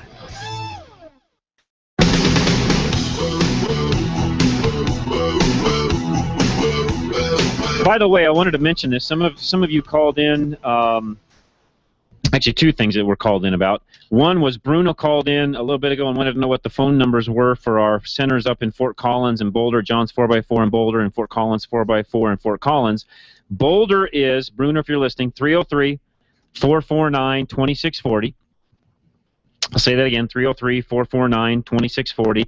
And in Fort Collins, it's 970-482-5500. So that's those phone numbers for our centers that are up in Boulder and Fort Collins. And then we also had somebody call in several weeks ago and ask about a battery oil that actually will extend the life of a battery and reduce corrosion. So I've done a lot of research on that. I found out that we can now be a distributor for that. I'm working on that as we speak, and I'm hopefully going to get that put together here in the very near future. It's called Thermoil, and from all of the research I've done, a non-sealed battery, so if you have a battery that's not sealed, so it vents naturally, you can extend the life of that battery by almost 2 to 1, depending upon the application and what you're using it for. Wow. What it does is it makes the acid and the water not vent when it's charging, because every battery while it's charging going down the road is going to have some natural venting occur. Sure. This oil keeps that venting from occurring, which means everything stays inside the battery. Makes sense. Which means as time goes by and you service a battery and it vents and the acid dissipates and you put a little more water in to top things off, and every time you do that you're reducing the mixture of acid to water. Right. Thermoil keeps that from taking place. So one of you listeners called in, mentioned that. I did a bunch of research. We're going to do our best to actually carry that product, sell it through our Colorado Select facilities, and get that out to you. So if that ends up happening, that'll be a great savings. And even some of you that have high corrosion problems on certain cars and certain batteries, this will also help in that particular area because the corrosion goes away. Deep cycle batteries would be exactly great. Right. I mean, I'm thinking of Lake Powell because we buy these batteries that are $400. You won't be doing that anymore after we're done. Yeah, that'd be great. So we'll be helping. It's not that expensive. So we'll get into that more as we get through the weeks ahead. But we'll be a distributor for that very, very soon. So let's go to the phones. Zig is up next. Zig in Larimer County. What's going on? Got a question for you about gasoline, but I come by it because I recently purchased an 82 BMW motorcycle. Okay. And with 15,000 miles on it. And in the reading I'm doing, it's telling me that we'd probably be happier in our world if we didn't have alcohol in our fuel. That's correct. And I'm looking for a source for it. And while researching it, I need to tell you one quick detail here. Go ahead. I went to the internet, the source of all misinformation. Yeah, it's a fact. What, it's not factual? Oh no. It's infinite. Stupidity, we've got plenty. That's an Albert Einstein quote. That's a fact. Everything in the universe is in limited supply except for human stupidity. That's a fact. There was a fellow who's showing us the effect of alcohol in fuel. He's in Florida. Apparently he works on boats. And he demonstrates it by having an open-topped glass container, looks like it's a vase, of gasoline, and he puts it in front of a fan. And then explains that what's happening is that the alcohol in the gasoline is causing water to condense on the inside and the outside of the glass container and run down into the fuel. Okay. Not quite understanding of what he's done is it to be exactly the same as if he had a glass with ice cubes in it. He would have condensation forming there because he's in Florida. And it has nothing to do with the alcohol no, and the gas. It doesn't. In fact, the alcohol will actually help that particular problem that he's trying to say it causes. Yeah, and when it combines with water, it tends to inhibit its activity. But well, what the alcohol though also can do is it will actually help dissipate more of the water that's in the fuel than you would have if you didn't have any alcohol in it at all. Right. Instead of separating it, correct. Combines it with correct gas. Yeah.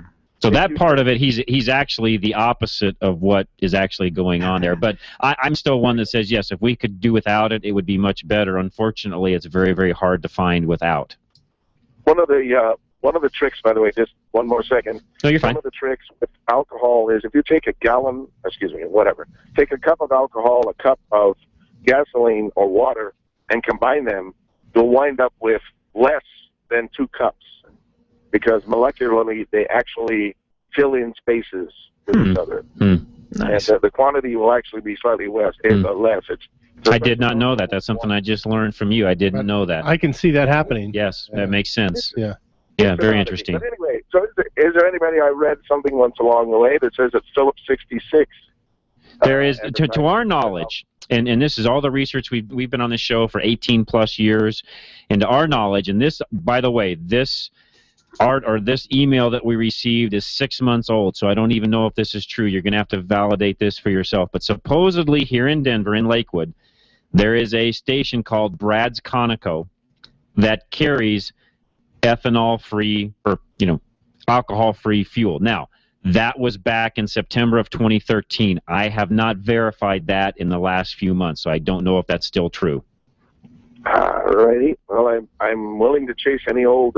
That's great. And here, you can actually call and ask. I've got his phone number right here: 303-988-3030. And if you find out, pop us an email or call us back and let us know if he still has it, doesn't have it, and that'll help all of our listeners. All righty. Thank you very much. Thank you, Zig. Appreciate the call very much. That's a great question, by the way. Good question. Very good stuff. A lot of good information. 303-477-5600 is our phone number. Let's go to Colin, who is up next. Colin, welcome. Howdy. How you doing today? Oh, pretty good if I can get my car running. Well, let's see if we can help you. All right, so in December, I had replaced an Airtex Wells fuel pump that had 500 miles on it. Okay. And then the same fuel pump, I replaced it with an Airtex because it has a lifetime warranty. 2,000 miles later, now it's since died. Okay. Well, I called in. And real quick, Colin, for everybody else listening, what are you driving and what engine? I drive a 1996 Mustang, and it has a 3.8-liter V6. Got it. But so I called in, I'm getting them through Rock Auto, and they said the fuel pump issues are exclusive to my vehicle. Nobody else has called in regarding a warranty. So they said they'll replace it, but they're kind of wondering if there might be something else wrong with the vehicle. I would tend to agree with them on that also. Oh, yeah? Yeah. And what I mean by that is you've got some sort of a my gut feeling would be you've got a voltage issue problem that's knocking the pump out some way, somehow. And that would be, that's hard for them or even us over the phone to try to diagnose. You're going to have to put some equipment on it to try to determine exactly what's going on. That's my guess. Again, not looking at the vehicle, not seeing it, not knowing. It's possible you just got some bad fuel pumps, 2 of them in a row, but that's unlikely. Well, yeah, and that's kind of what I was thinking, but it hasn't blown any fuses. So no, and it won't, because it's not going to be a. You're not going to have a. What blows fuses, by the way, everybody out there listening, the way fuses are blown is there's a dead short. Right. Typically, I mean, you can sometimes have a extra load on a circuit that would blow a fuse, but typically speaking, fuses blow when there's a short of some kind. Dead short. That's what it's there for. Yeah. So, in your particular case, for example, too much voltage or amperage going to the pump could cause a problem, or too little could also cause a problem. Okay. Well, and two, contamination in the tank. If you get a sediment, especially on something of that era, you can get the sediment of just the silt on the bottom of the tank can cause pumps, or a fuel pump, or fuel filter, right? Yeah, fuel filter. Have you changed the fuel filter every time you've replaced the pump? Yes, sir, I have. Okay, good. Last time it died, I've checked it, and it was pouring out gas, beautiful from both sides. Okay, you might want to just if you can cut that apart and see if there's anything, because I know that's a metal filter, but it's not the easiest thing to do, but just to see if there's any sediment or something like that. What other suggestions did they give you? Did the supplier give you? They said they'd replace it, but he just simply said there might be something else wrong with it. He wasn't quite sure. Yeah, they wouldn't. I think he's kind of right. There has to be something else going on, like what John was saying. It's got to be too much voltage going to it, or not enough. Not enough. Sometimes everybody's looking for too much. A lot of times it's not enough, and then the pump burns out because it's going too slow. It's got low voltage going to it. Low voltage, yeah. One thing you have to look for on those is the connectors where they plug into the top of the sending unit. Right. As you're doing that, a lot of times you can see burned connections in there, but without an oscilloscope or something along those lines, there's no way to really tell, but looking for voltage drops and things like that. You got to hook up some gauges to that thing, or not gauges, but some equipment, test equipment to that to find out what's going on. Right. Okay. Okay. All righty. Well, thank you. You're very welcome, Colin. Thanks for calling in. We appreciate it. One line open, 303-477-5600. We've got 2 lines full. One is open. Call us. We'll get you right on. Paul in Littleton's got a comment for us. We'll get him as soon as we come back. Stephen Westminster has advice on a purchase of a used hybrid. Great question, by the way. Hang on, guys. We'll be right with you as soon as we come back. You're listening to John Rush, your host, Drive Radio, KLZ 560. Keep going, keep going, keep going is what Matt's telling me. Okay, I can do that. Are we ready now, Matt? Nope, keep going. All right. Okay, well, I want to just say, sometimes we can't get your complete answer, like we were just talking to Colin. Right. Because, we don't, there's a lot more that has to be done to find out that answer. Exactly. We have to do some tests, and sometimes we haven't ran into that situation. Okay, real quick also, the person, I want to say customer, the listener that was listening on his 97 Dodge with the EVAP code. So here's the code, guys, P0441. Okay. He also has a pet peeve. Big tires, no mud flaps. He says 3 or 4 of my cars have cracked windshields because of it. Yes, I would agree with that. That's a bad deal also. It's a good one. So he's asking on the code that he's got, is the vent valve on the tank? And if I drop the tank, should I change the pump right away? So we'll come back. We'll get some of those questions answered. Matt's ready now for us to take a break. John Rush, your host. Drive Radio, KLZ 560, The Source. Do you know how many computers your vehicle has? At Arvada West Auto and Truck, we can tell how many there are. If your vehicle is a 1996 or newer, it may have multiple computers. Did you know that car computers need updating just like home or office computers? Arvada West is equipped to update most all vehicle computers. The process usually takes less than an hour and can help your vehicle perform efficiently. From a keyless entry to fuel strategies, this simple procedure can help prevent breakdowns and improve your performance. Call Arvada West Auto and Truck, 303-422-1065. Visit us on the web at arvadawestautoandtruck.com or stop by 11752 West 64th Avenue, where every question is important.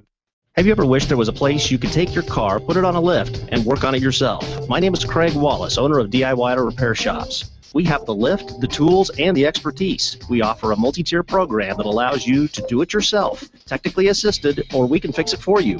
Check us out online at DIYAutoRepairShops.com or give us a call at 303-429-4000. Again, that's 303-429-4000. Let us know you heard about DIY on Drive Radio, and you'll receive 50% off your first DIY hour. We look forward to helping you succeed repairing and maintaining your car.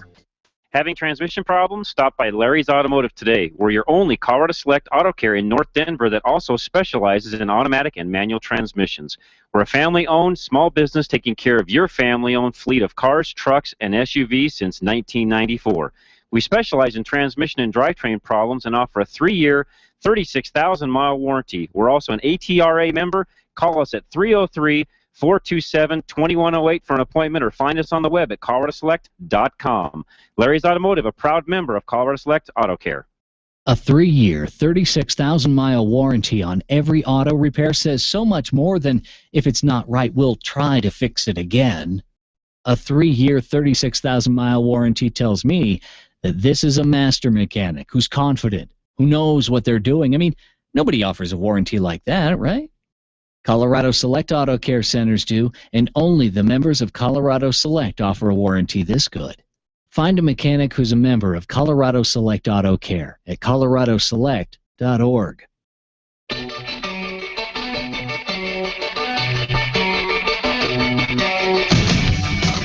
All right, we're back. We're going to jump right to the phone. Stephen Westminster has been holding the longest. Steve, welcome. What's going on today? Hey, guys. Thanks for being around. Really Thank you. Look forward to the show. Thank you. I got a 2000 Expedition that's getting long in the tooth, and my wife and I are looking to buy a crossover. We're kind of leaning towards the Lexus. Okay. And they have an LX 450, which is a hybrid. Just drove one of those cars, actually, and can review it and talk to you all at the same time. Well, I wanted to know, is there any, I'm concerned about the battery, what to look for. They've got a 10-year warranty on them, so unless you're buying one that's close to that 10-year mark, I don't know if that's a huge, huge concern. And the warranty is through the manufacturer? Through Toyota. Okay. You can buy extended warranties on those, although I don't know that I would, I think if it were me, I'd buy one. If you're looking for a used one, buy one that's 2 or 3 years old and run it up to that point and do something different at that point in time before you even have to replace batteries. Okay. That sounds good. That's a great. By the way, that's a vehicle. As I just said, we just drove it. In fact, that's up on YouTube already, and I'll have a full review on the website here very, very soon. Great car, by the way. That's one of my favorite SUVs. That car will do 30+ miles to the gallon. Doesn't sacrifice any cargo space for the battery pack, which they've done a really good job of. And of course, you still have all of the RX features that have everybody's come to love on the Lexus side of the fence. Okay, now I just got to write the check. That's right. It's a great. It really is. It's a great vehicle. Lexus done a fantastic job on that. That RX is one of my favorite cars, just because of the, you're already looking at them. The design, the size, the comfortability of it, the price point, etc. It's just a great all-around vehicle. They get made fun of because there's a ton of them on the road. Well, there's a ton of them on the road because they're a good vehicle and they work great. Yeah. Good. Hey, I had one other question. Sure. I was in and out last week, and I heard that. Did I hear right that Costco made the top tier? Yes, they are making top tier. In fact, I filled up one of my vehicles there last night, and they've got it plastered all over the pumps. It's on the top tier website, and they are officially top tier supplier. That's awesome. Okay. Thanks, guys. You're very welcome, Steve. Thanks for calling us. We appreciate it. One line open is all, 303-477-5600. Paul, you're up next. What's going on today? Hello, Paul. Hey, John, how are you? I'm the one that called in about thermal. Thank you so much for the tip, by the way. I've done a lot of research, as you've heard, and we hope to be selling that product here in the very near future. Excellent. Yeah, one of your buddies there talked about Lake Powell. I learned about it from Chickaboo Dan at Lake Powell. And that's okay. He's a great mechanic, but I just didn't understand. Yeah, and once I've done some research on it, I talked to the guy that really put the thing together, invented it, etc. And a lot of story there I'll get into as time goes by, as far as some of the endeavors the company has had. At one time they were even making a full bore battery that already had the thermal oil built into it, and then just couldn't get all of their distribution and everything taken care of. So they're just now back to selling the oil that you can put onto any battery, any non-sealed battery. Yeah, and it's like $12 a tube. Yeah, I think, I got pricing the other day. I want to say it's actually, I don't know, he was telling me this was him telling me, I haven't seen the prices in front of me yet, but around $18-19 a tube or something. But don't quote me until I get all my ducks in a row. Right. Either way, still inexpensive if you could double the life of a battery. Sure. Reason I'm calling now, I'm at Arapahoe Community College, and tomorrow we have the 31st annual Colorado Concourse at the Elegant, an exotic sports car. Awesome. I don't know if you've ever been here. I know a lot of your listeners have. Yeah, we're going to have upwards to 500 cars every year. Last year the Porsche Club was the main, and then we had 200 Porsches here. And this year it's, I think, Aston Martin. But and Paul, where's that at again? Do you have an address for it? Arapahoe Community College. Here's the director. Arapahoe Community College. What's the address? 5990 South Santa Fe. Great. So right off Santa Fe. Great. Yeah, okay, so right off Santa Fe. Right so before Bowles and Santa Fe. Yeah, so any of you out there that are listening, stop by there, and I'll do my best, guys, this afternoon to find that information, throw it up on my Facebook page, or throw it on our Facebook page, I should say, and that's awesome. Originally, it was a cerebral palsy auto show where they usually raise and donate $125,000 to CP. Got it.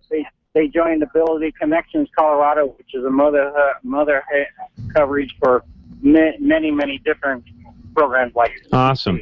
Very cool, Paul. We appreciate it. And again, thanks for finding that product for us, and just keep us in tune with what's going on. Actually, you worked on my 55 Willys years ago. Yep. Yeah, and it's Willis, not Willys. I got corrected after reading an article in Car and Driver. So Willis, not Willys. Willis, not Willies. Yeah, we all called them Willies, I think.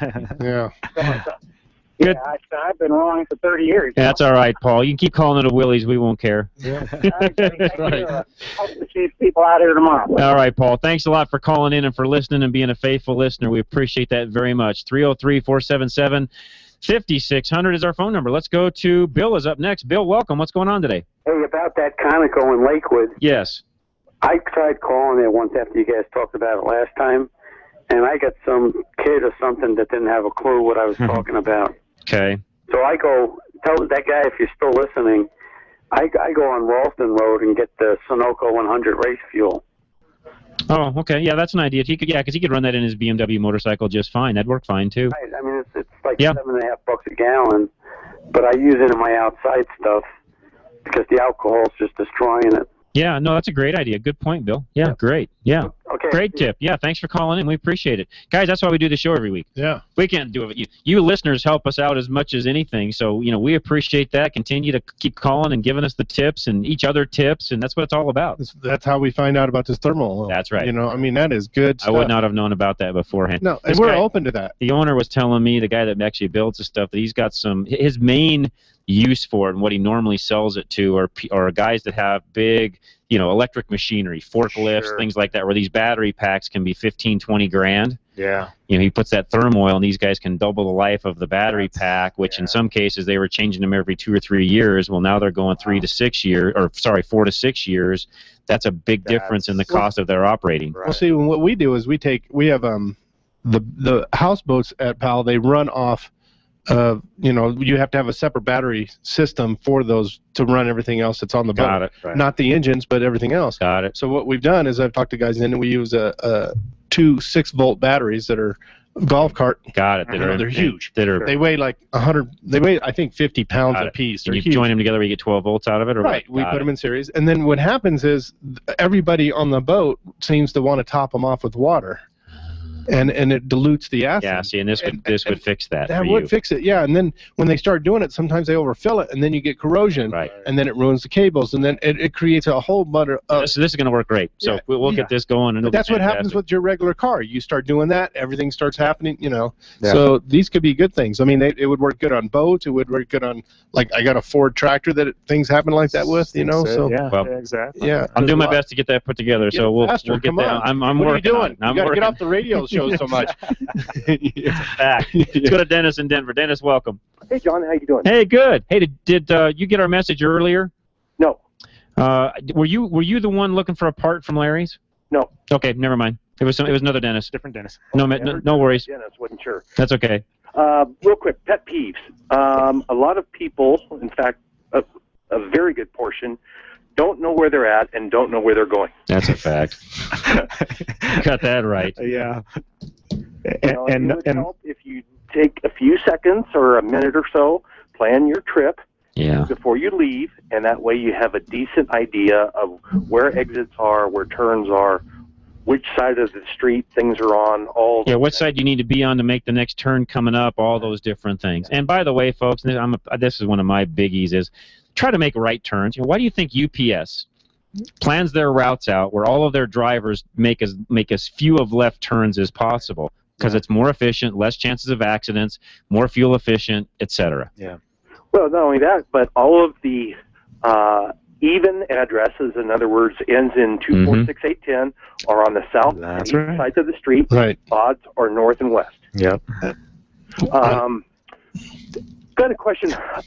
Good tip, by the way, Dennis. Thanks for that. Most people out there listening probably didn't know that. Right. Okay. Awesome. On that 97 Ford, I've got a spray-in bed liner. Okay. And I waxed it last year, and some of the wax got onto... Oh, on the liner? On the liner. What's the best way to take automotive wax off? Well, and to not hurt, probably on that, acetone would be the best as far as what I would use. It's still gonna leave it a little bit of a lighter color, but then you could take a tire dressing or something and put it back on the liner and get it right back to the condition it was, and it would look fine that way. So it's just kind of in the pores and stuff, so you see the white? Yeah. With it dried up like that, just a toothbrush. You can do that too. Toothbrush, and depending. And then tire dressing on top of that. You're right. Yeah. I don't know. Does the acetone affect those liners? Okay. Yeah. Good. I mean, I've got it in my truck. But it's tough enough. No, Yeah, not a problem. Well, there's hardly anything that'll take that stuff off. No. That's good. Yeah. Awesome. And I've talked to you about the rear HVAC control module and things on that. On your Tahoe. Yeah. One thing I came across, and I should have known better from listening to you guys, but the seller was in kind of hurry. But I lucked out because I took it into one of your shops and had a pre-purchase inspection. Well, after the fact, I find out that the owner was out of the country for 6 months and had the battery disconnected. Oh. So maybe not all of the codes that could have came up. Yeah, that's a good point. Awesome. Yeah, and that's one that nobody, even us in the shops, dealers, etc., nobody has the ability to know that. There's nothing inside of the vehicle stored that says my power has been disconnected for X time. Yeah, there's the P1000 that says maybe all the monitors haven't cleared, but that's about it. Yeah, exactly. So, just a word to the wise. Yeah. If somebody's having a pre-purchase done and the owner says they've had the battery disconnected or serviced. Yeah, you're not going to have all codes. That's exactly right. And the only way to get those is to drive it for a length of time, and that may not happen if it doesn't see the drive cycle. That's right. Of it. Yeah. All right. Great point. Also, John, listening to your other show this week, you were going to mention on this show that K&N's going to do rechargeable cabin air filters. Yeah, I'm glad. Yeah, thanks for reminding me. I didn't have that in my notes today. So Dennis, thanks for reminding me. Yes, Dennis just brought up a great point. K&N Engineering, they're one of our sponsors. They're now going to do cabin air filters, which is really a cool thing. In fact, that's in some of those videos that are on YouTube. You can actually watch one of those, and they talk about it in some of the R&D stuff we were talking about in the video itself. But yeah, they are, and that's going to be a big cost savings for folks when it comes to cabin air filters. So you'll be able to buy that filter, change it, clean it as needed. On down the road, never buy another cabin air filter, and off you go. So yeah, thanks for reminding me of that, Dennis. No problem. Any idea when we'll see them? You know what? When we went and did that tour, which has only been about 6-8 weeks ago, they were in development at that time. I'm guessing not too distant future. Okay. I'll try to. You know what? I will do this. I'll email Rich this week and see if I can find out. In fact, the K&N guys listen to the show all the time. So guys, if you're listening, which I know you are, send me an email. Let me know when some of those cabin air filters are going to be out, what kind of a part number SKU you're going to have, and I'll get that out to our listeners. Or what we could do is we can get them at the garage sale we're going to have at my shop. Maybe we can get them there, and so people can come in there and talk to them, and maybe they can show a demonstration of one. Good idea. K&N guys, yeah. Let's get those guys I'll try to do that. That's a good idea. Yeah. Well, anyways, thanks, Dennis. We appreciate that. Sure. And since your K&N guys are listening, how about a special Drive Radio listener discount, either on their website or from you guys? Great idea. Okay. Yeah, they could plug that. That's a great idea. Okay, hang on. I got this stuff I got to write down. So the K&N discount I definitely have to write down. Are you in I'll marketing? Dennis, are you in marketing? I know what Dennis does, and no, he's not.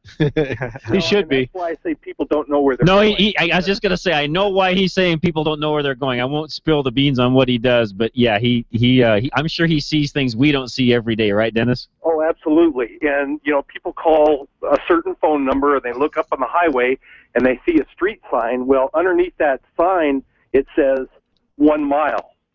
That doesn't mean they're where they think they are. They're a mile away from that exit. Right. That's exactly right. Dennis, thanks for your phone call. We appreciate it. And by the way, keep listening to me during the week. I appreciate that very much, and keep calling us.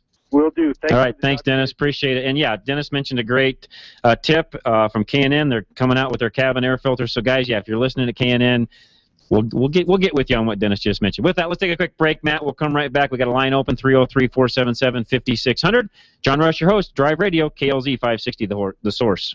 You can't change a tattoo from Tracy to Stacy for $20.99, and you can't change that viral video of you at the company party for just $20.99. But you can change your oil. Right now, get 5 quarts of Pennzoil conventional oil in a Napa silver filter for just $20.99. Conquer the job. That's Napa know-how. General states pricing. Sales prices do not include applicable state, local taxes, or recycling fees. At participating Napa Auto Parts stores. Offer expires 6/30/14.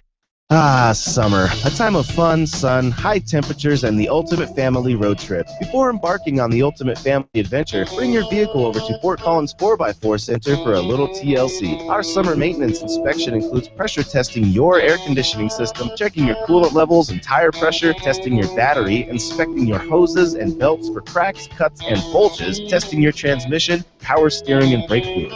Having your vehicle inspected before a long road trip can keep you on the road, not stuck beside it during your vacation. Fort Collins 4x4 is under new ownership as of January 2014. Stop by and see what's new. Located a few blocks north of Old Town on College Avenue in Hemlock, we are open to serve you Monday through Friday, 7:30 to 5:30 p.m. with shuttle service and after-hours drop. Give us a call at 970-482-5500. Follow us on Facebook or check us out at FortCollins4x4.com.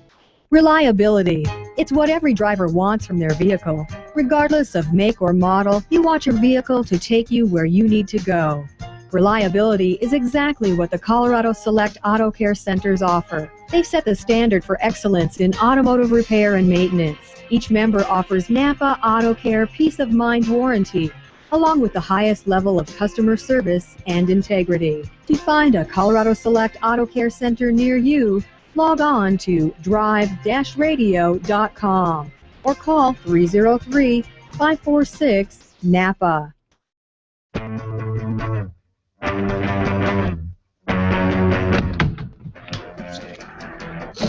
All right, and we are back. Thanks for tuning in. John Rush, your host, Drive Radio, KLZ 560, The Source. Well, maybe we can give the guy the 97 Dodge.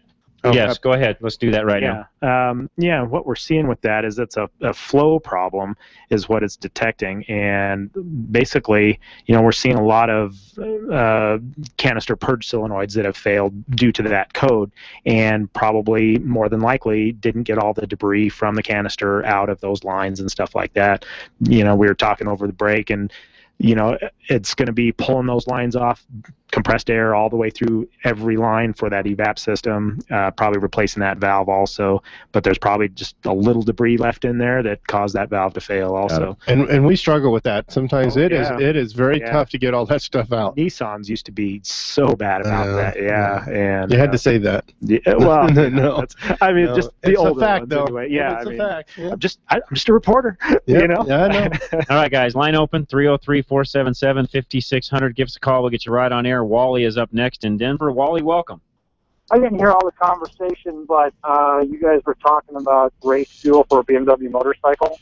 Well, we had a caller that called in looking for alcohol-free gasoline, and then somebody else called in and said, well, you could also run, the high-octane, racing fuel if you needed to, and so on and so forth. That was kind of the two conversations.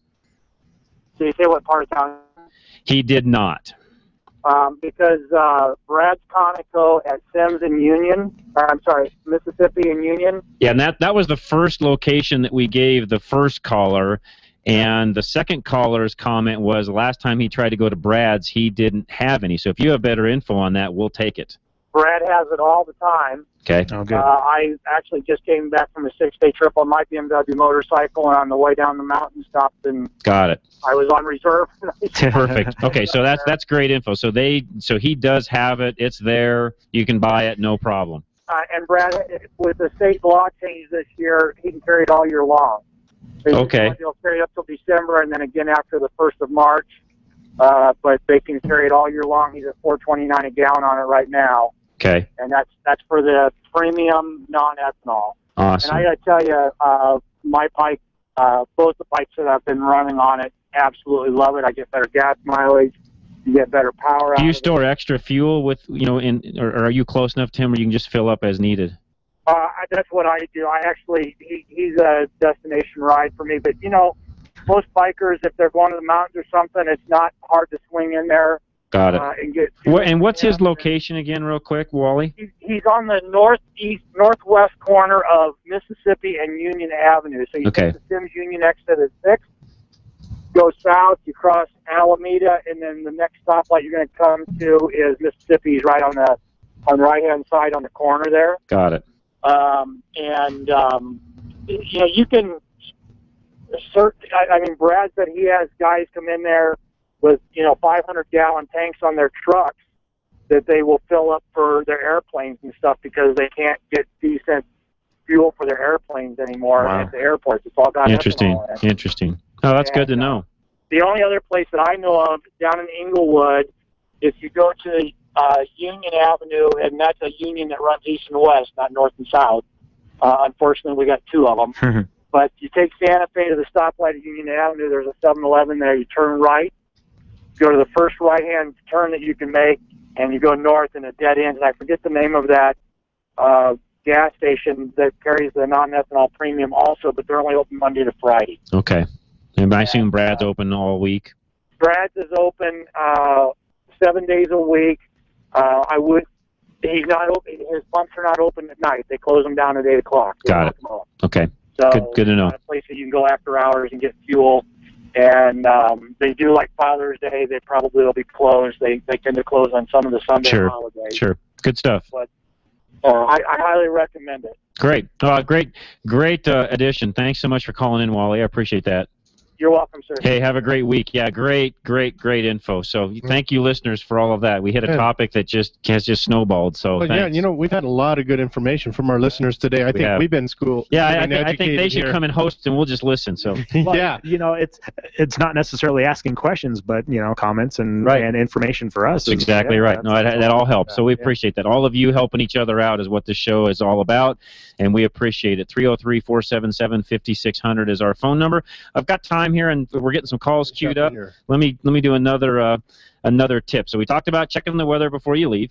Yep. Another key, and this is for any trip you take, car, etc., car traveling with a airplane, air travel, whatever you're doing. Make sure that the people that are here at home, friends and family, know where you're headed, how long you're going to be gone, and leave emergency contact info with them. You can slap my hand on that one. A couple years ago, I went down to Costa Rica, and I didn't give my son and my daughter where we were going and all that information, and my dad passed, so it was really hard to get a hold of it. No, you need to do that. It was after that. Now I give everybody information. Right. You need to leave that info so everybody knows where you're headed, etc. All right, we got Paul real quick. We'll get up before the top of the hour. Paul, welcome. What's going on today? Well, I just wanted to give a shout out to TuneTech, and anyone that's not taking their vehicle to TuneTech, they're missing out on great quality work. Awesome. We agree. Thanks, Paul. And of course, I also wanted to say one of my pet peeves is, people that decide to cut over 3 lanes to get to a turn exit they miss instead of going down to the next exit. Yeah. A right-hand turn from the left lane. Yeah. Yes. Yeah, that is a big one, too. Well, and here's the thing about that one, too. Some of these pet peeves we've talked about probably aren't quite as dangerous as others. That one, though, is very dangerous. That one you just don't want to do. Yes. I had one more question. I was wondering what you guys really, I've got a window cleaning business, and I'm looking to get a Ford F-150. I was looking at the EcoBoost, and I traveled down to Colorado Springs.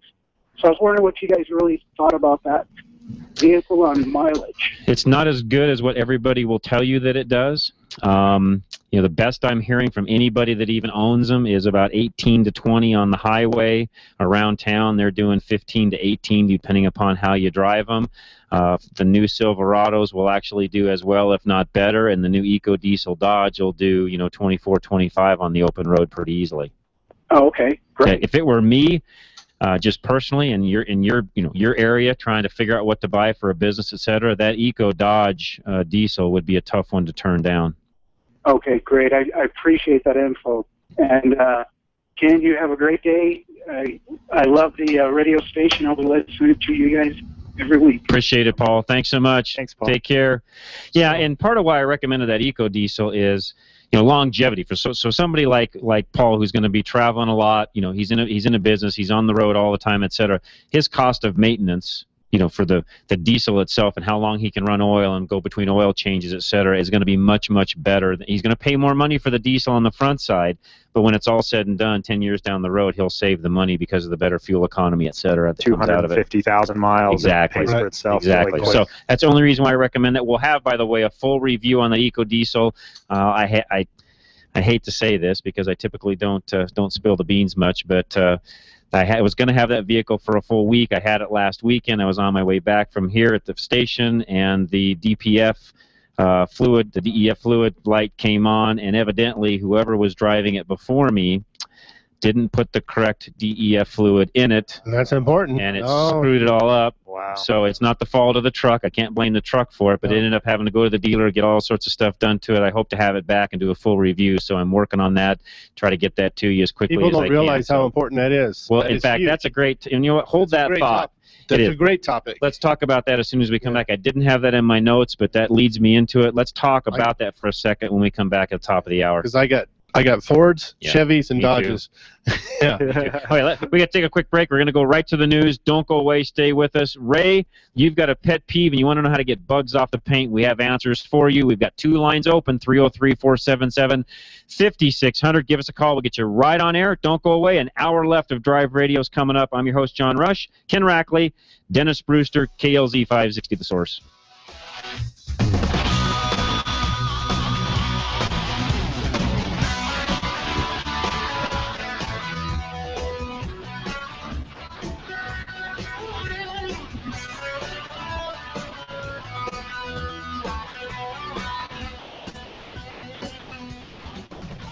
Drive Radio is a presentation of Colorado Select Auto Care Centers. The independently owned and operated shops of Colorado Select hold each other accountable for the highest standards of technical expertise, honesty, and professionalism. They all understand that choosing a mechanic is risky business, so Colorado Select was created by this exclusive group of like-minded professionals who are dedicated to raising the level of consumer confidence in Colorado's auto repair industry. Schedule your next oil change at any of the Colorado Select Auto Care Centers heard on Drive Radio, and you'll immediately see the difference. For the complete list of all the member shops in the state, visit drive-radio.com.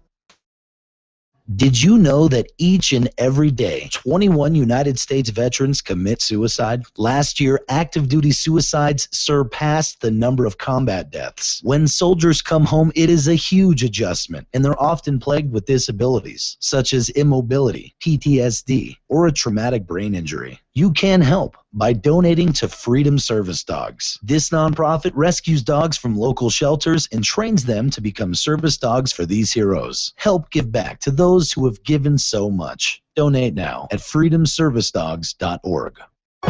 This is the legendary KLZ, AM 560, KLZ HD Denver, and online streaming at 560thesource.com.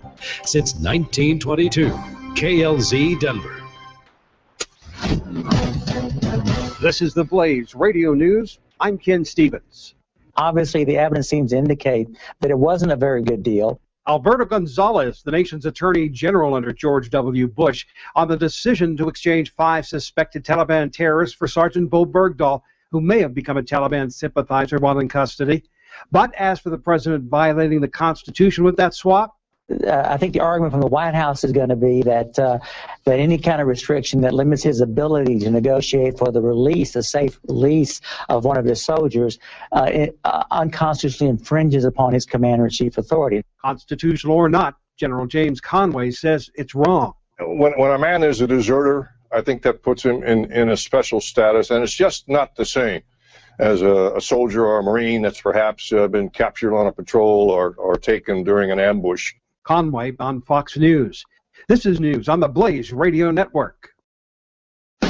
Everyone is making the switch to the Blaze to make it their source for the truth. Why not make it your source for the truth?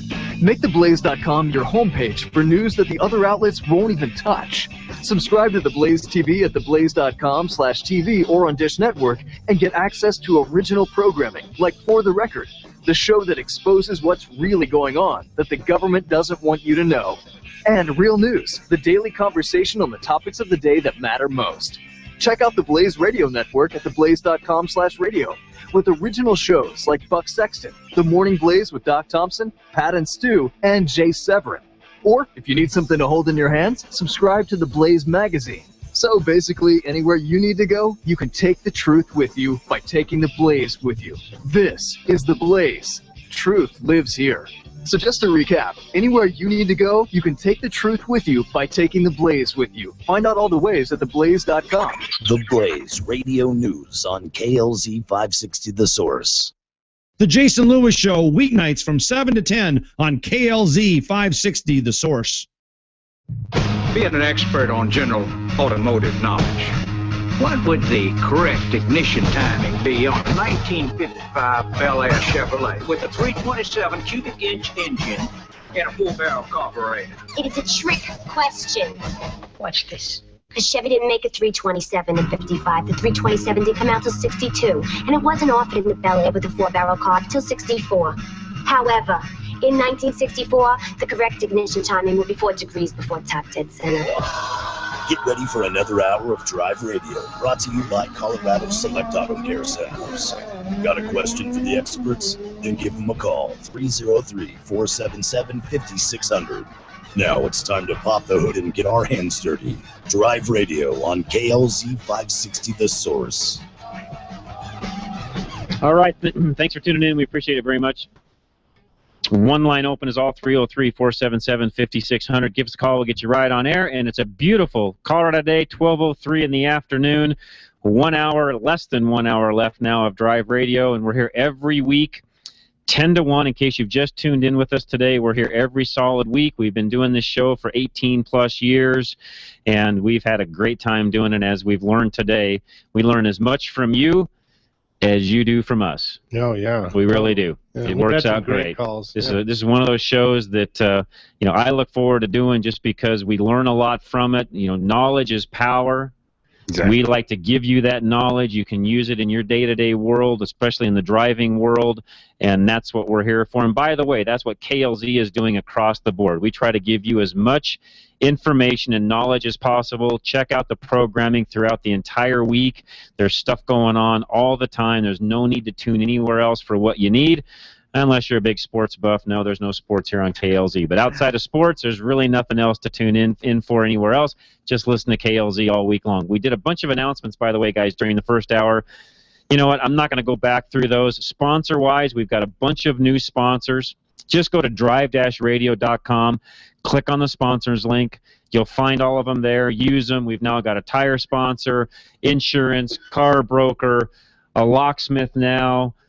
Lots of great ones. And by the way, if you're somebody out there that would like to be a sponsor of our show, in fact, we just had a window cleaner call in a minute ago, guess what? We can advertise for you just like anybody else. That's right. If you'd like to be a part of what we do, we want to vet you out, make sure you're a good, solid business.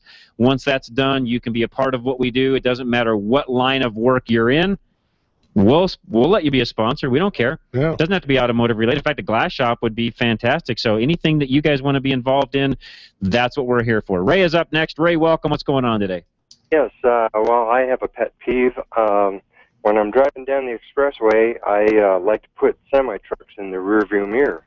But sometimes I'll see people coming, so I let them pass. And next thing I know, as soon as they get past the semi, they slow down. Yeah, and I'm stuck driving next to a semi truck. Right. Yeah. Yeah, and I think you bring up a great point, Ray, which isn't even just a pet peeve, but safety-wise, give those trucks some room. Yeah. If you don't want to be directly behind them, great. Get in front of them, but when you get in front of them, make sure you've given them enough room to where they've got the ability to stop, merge, do whatever they need to do.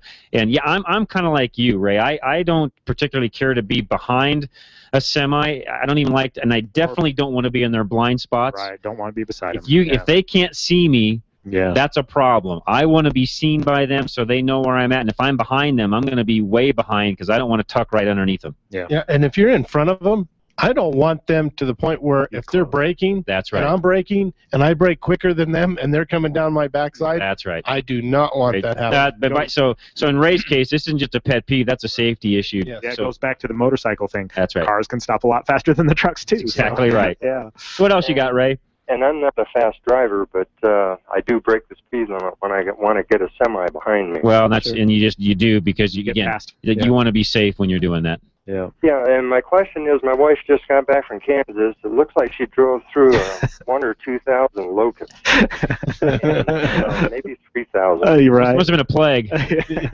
That's just a normal day in Kansas. What is a good way to get that off? Once you get past the spray wash part where you get the majority of the heavy stuff off, believe it or not, WD-40 works as well for taking bugs off as about anything does. Just like spray it on a rag and just you can wipe spray it on a rag, or you can go directly on the paint. The WD-40 is not going to bother the paint. I've used that a lot in the past. It'll take it. The other thing WD-40 is really good for is taking off tar, road tar, that kind of stuff. Oh, okay. It'll just dissolve all that stuff right off, and you might want to put a little wax on top of that WD-40 once you've got it off there, but it will not harm the paint.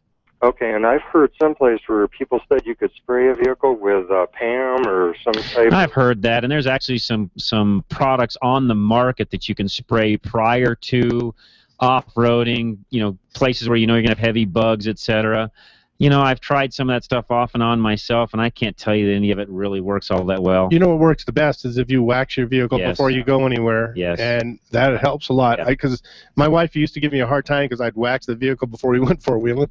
She goes, "Why are you doing that?" It makes the dirt come off easier. It comes off easier. It just doesn't stick. Yeah. Make your front end a no-stick surface. Yeah, and as far as the waxing goes, just so all of you out there listening know, it's hard to wax, the grill and that kind of stuff, but you can wax chrome, the plastic bumper, the headlights, anything at all that's exposed. It's hard to get the wax down into those brushed, rough surfaces, but anything smooth, just wax it.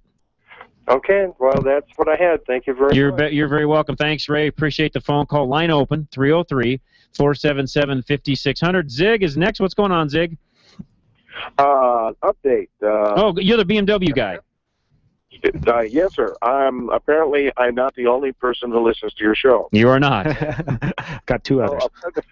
A friend of mine who didn't know my predicament heard the call and called me up to tell me that we have a place. I just went over to check on them and make sure. A place in Fort Collins that's called Frontier Gas. Okay. It's a little gas and locally owned convenience store. It's on the street called Riverside. If you're taking Highway 14 through town. Yep, know right where that is. Yep. And he has a unfortunately 91. It's octane. basically where Mulberry splits off of Riverside, right? Right. Mulberry, and no, he's about 2 blocks north of that. Okay, 2 blocks. Okay, got it. Okay, got You're it. thinking of the western. Yeah. Okay. So he's further west than that. You know, he's north. He's on Riverside. If you were heading up, like you were headed toward Laramie, you'd be going up on Riverside and then north on College. We're doing way too much local for people. No, that's okay. No, well, hey, we got a lot of people up there listening, so you're fine. No, go ahead and describe it. You're fine. Absolutely. So we're about two or maybe 3 blocks north of Mulberry on Riverside. Got it. It's a little locally owned operation. It's a good station. I've used it for years. I didn't realize a little tiny sticker. I didn't know they had ethanol-free fuel either. And they, unfortunately, here's the unfortunate part. It's 91 octane, so it goes for $4.70 a gallon today. Okay. And their regular gas price is generally real competitive. They're within a nickel of the lowest prices in town, one way or the other. Well, you guys up north, that's a great find. That's great information. Oh, and there's a second place in town called Team Petroleum. Oh, yeah. They're on the street. Locals will know. Lincoln. Yep. They're a bulk supplier, actually. Well, they're a bulk supplier, but they have public pumps out front. They're only open like business hours, 8 to 5. And during that time, they have a pump in the back and they're actually the supplier to the guy that runs Frontier. He's on the same price. Got it. That makes sense. And it's everything I'm hearing says it's probably the way to go, even if it is another buck and change a gallon. It's not like we use that much of it. I think for what you're doing, that's a great idea. Well, and while I was there, some guys were loading up to take this fuel, which apparently comes out of Wyoming, but they can't buy it in Wyoming. They haven't found a spot yet. So they were filling up the 160-gallon tank in their dune buggy rig to go back up, to head up toward head up toward Rock Springs to go awesome. sand dunes. That's awesome. That's great information you guys have given us today. You guys may want to get your webmaster to throw together a page. Yeah, I can do that actually. That you're talking to him. I do all that, so I can get all that put up there. That's what I'll do. It would help all of us to find the stuff what they needed. I'll do that. And I've got a lot of information from today, so I'll do that. I appreciate it very much, Zig. Right. Thanks for all your homework. Thank you, sir. You bet. Bye-bye. Take care. Great listeners we have. Yeah. Oh my gosh, exactly. We really do. And to Zig's point, we have more than one listener because once the word gets going, it starts to roll along. So yes, thank you all for listening very much. We do appreciate it. Let's go to Mike, who's in Colorado Springs. We have a couple lines open. 303-477-5600. Mike, what's going on with your AC? Okay, I've got a 2006 GMC pickup 1500. The AC was working great, and the next time I fired it up, it ran for just a second. Then the little snowflake on the HVAC control started flashing at me, and it would not cool. Okay. I took it to an AC shop. They put some chemicals, some Freon in it, and said that they found a sensor that was not transmitting proper, that it said it was like 4 below or something, so the AC wouldn't kick on. They replaced that. They couldn't get it to work that afternoon. The pickup sat overnight. The next morning they fired it up. It was running great. I took it home. The next morning I got in it, and the AC was working fine for my trip out. When I was coming home, it ran for a second and then quit again, and that little snowflake is flashing at me again. It hasn't run since. Yeah, we've seen some things like that with you probably have the ambient temperature sensor like in the mirror and stuff, or the readout. Yes. How is that reading? Is that reading normal? It seems to be reading fine right now. Okay. Now, when it first went bad, didn't notice it, and they said it was reading screwy. Okay, but yeah. It seems to be okay now. I think that may be the sensor. That is the sensor they replaced. Oh, the ambient temperature sensor? Yes. Okay, yeah. The grill. Okay, yeah, and it sounds like maybe there's an intermittent problem. I mean, that'll show up in your body codes and things like that. Probably have to, with that light flashing, it's set a code more than likely, and we'd have to get in and scan that and see what's. Did the last place that looked at it, did they scan it or check anything that way at all? Yeah, they did scan it. Their test equipment, their scanner wasn't, factory by a long shot. Got it. They're an AC shop, not a repair shop. And he said he couldn't find anything. He had a buddy who worked at one of the GMC dealerships down here, and his buddy told him that sometimes the computers had to be reflashed.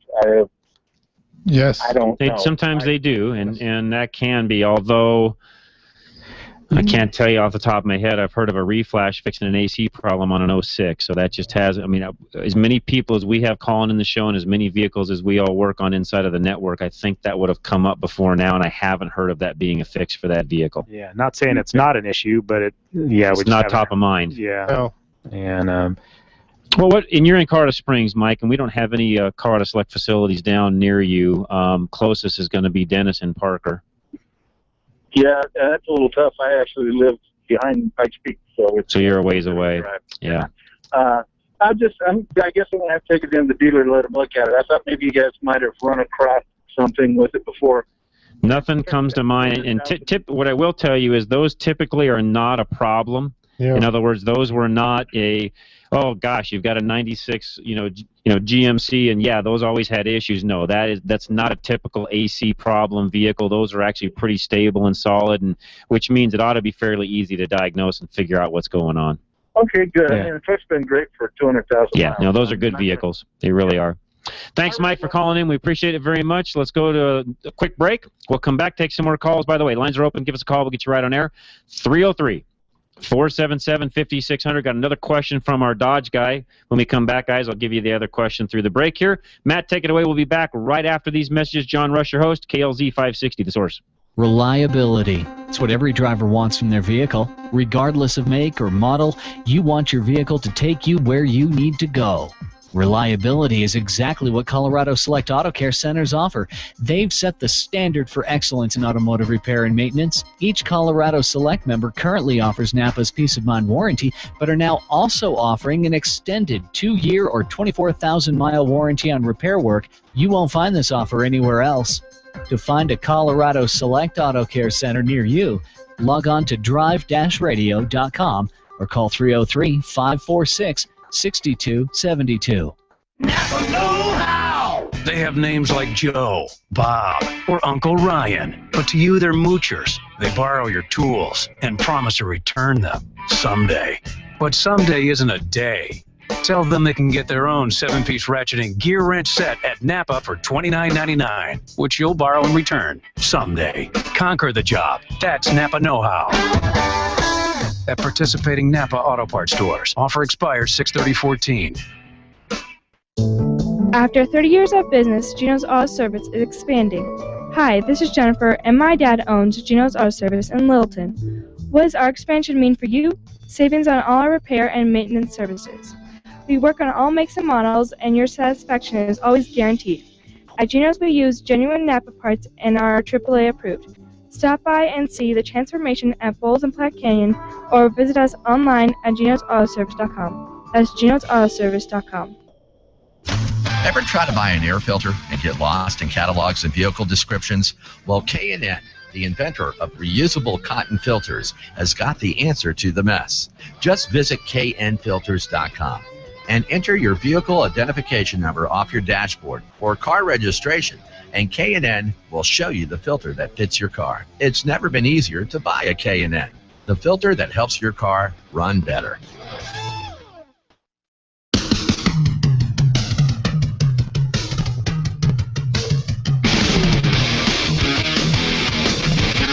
All right, we're back, and we did have a good tip from a listener, and I checked this out before, and maybe the time I checked it, they just weren't quite as thorough as they are right now, but there's a website called pure-gas.org,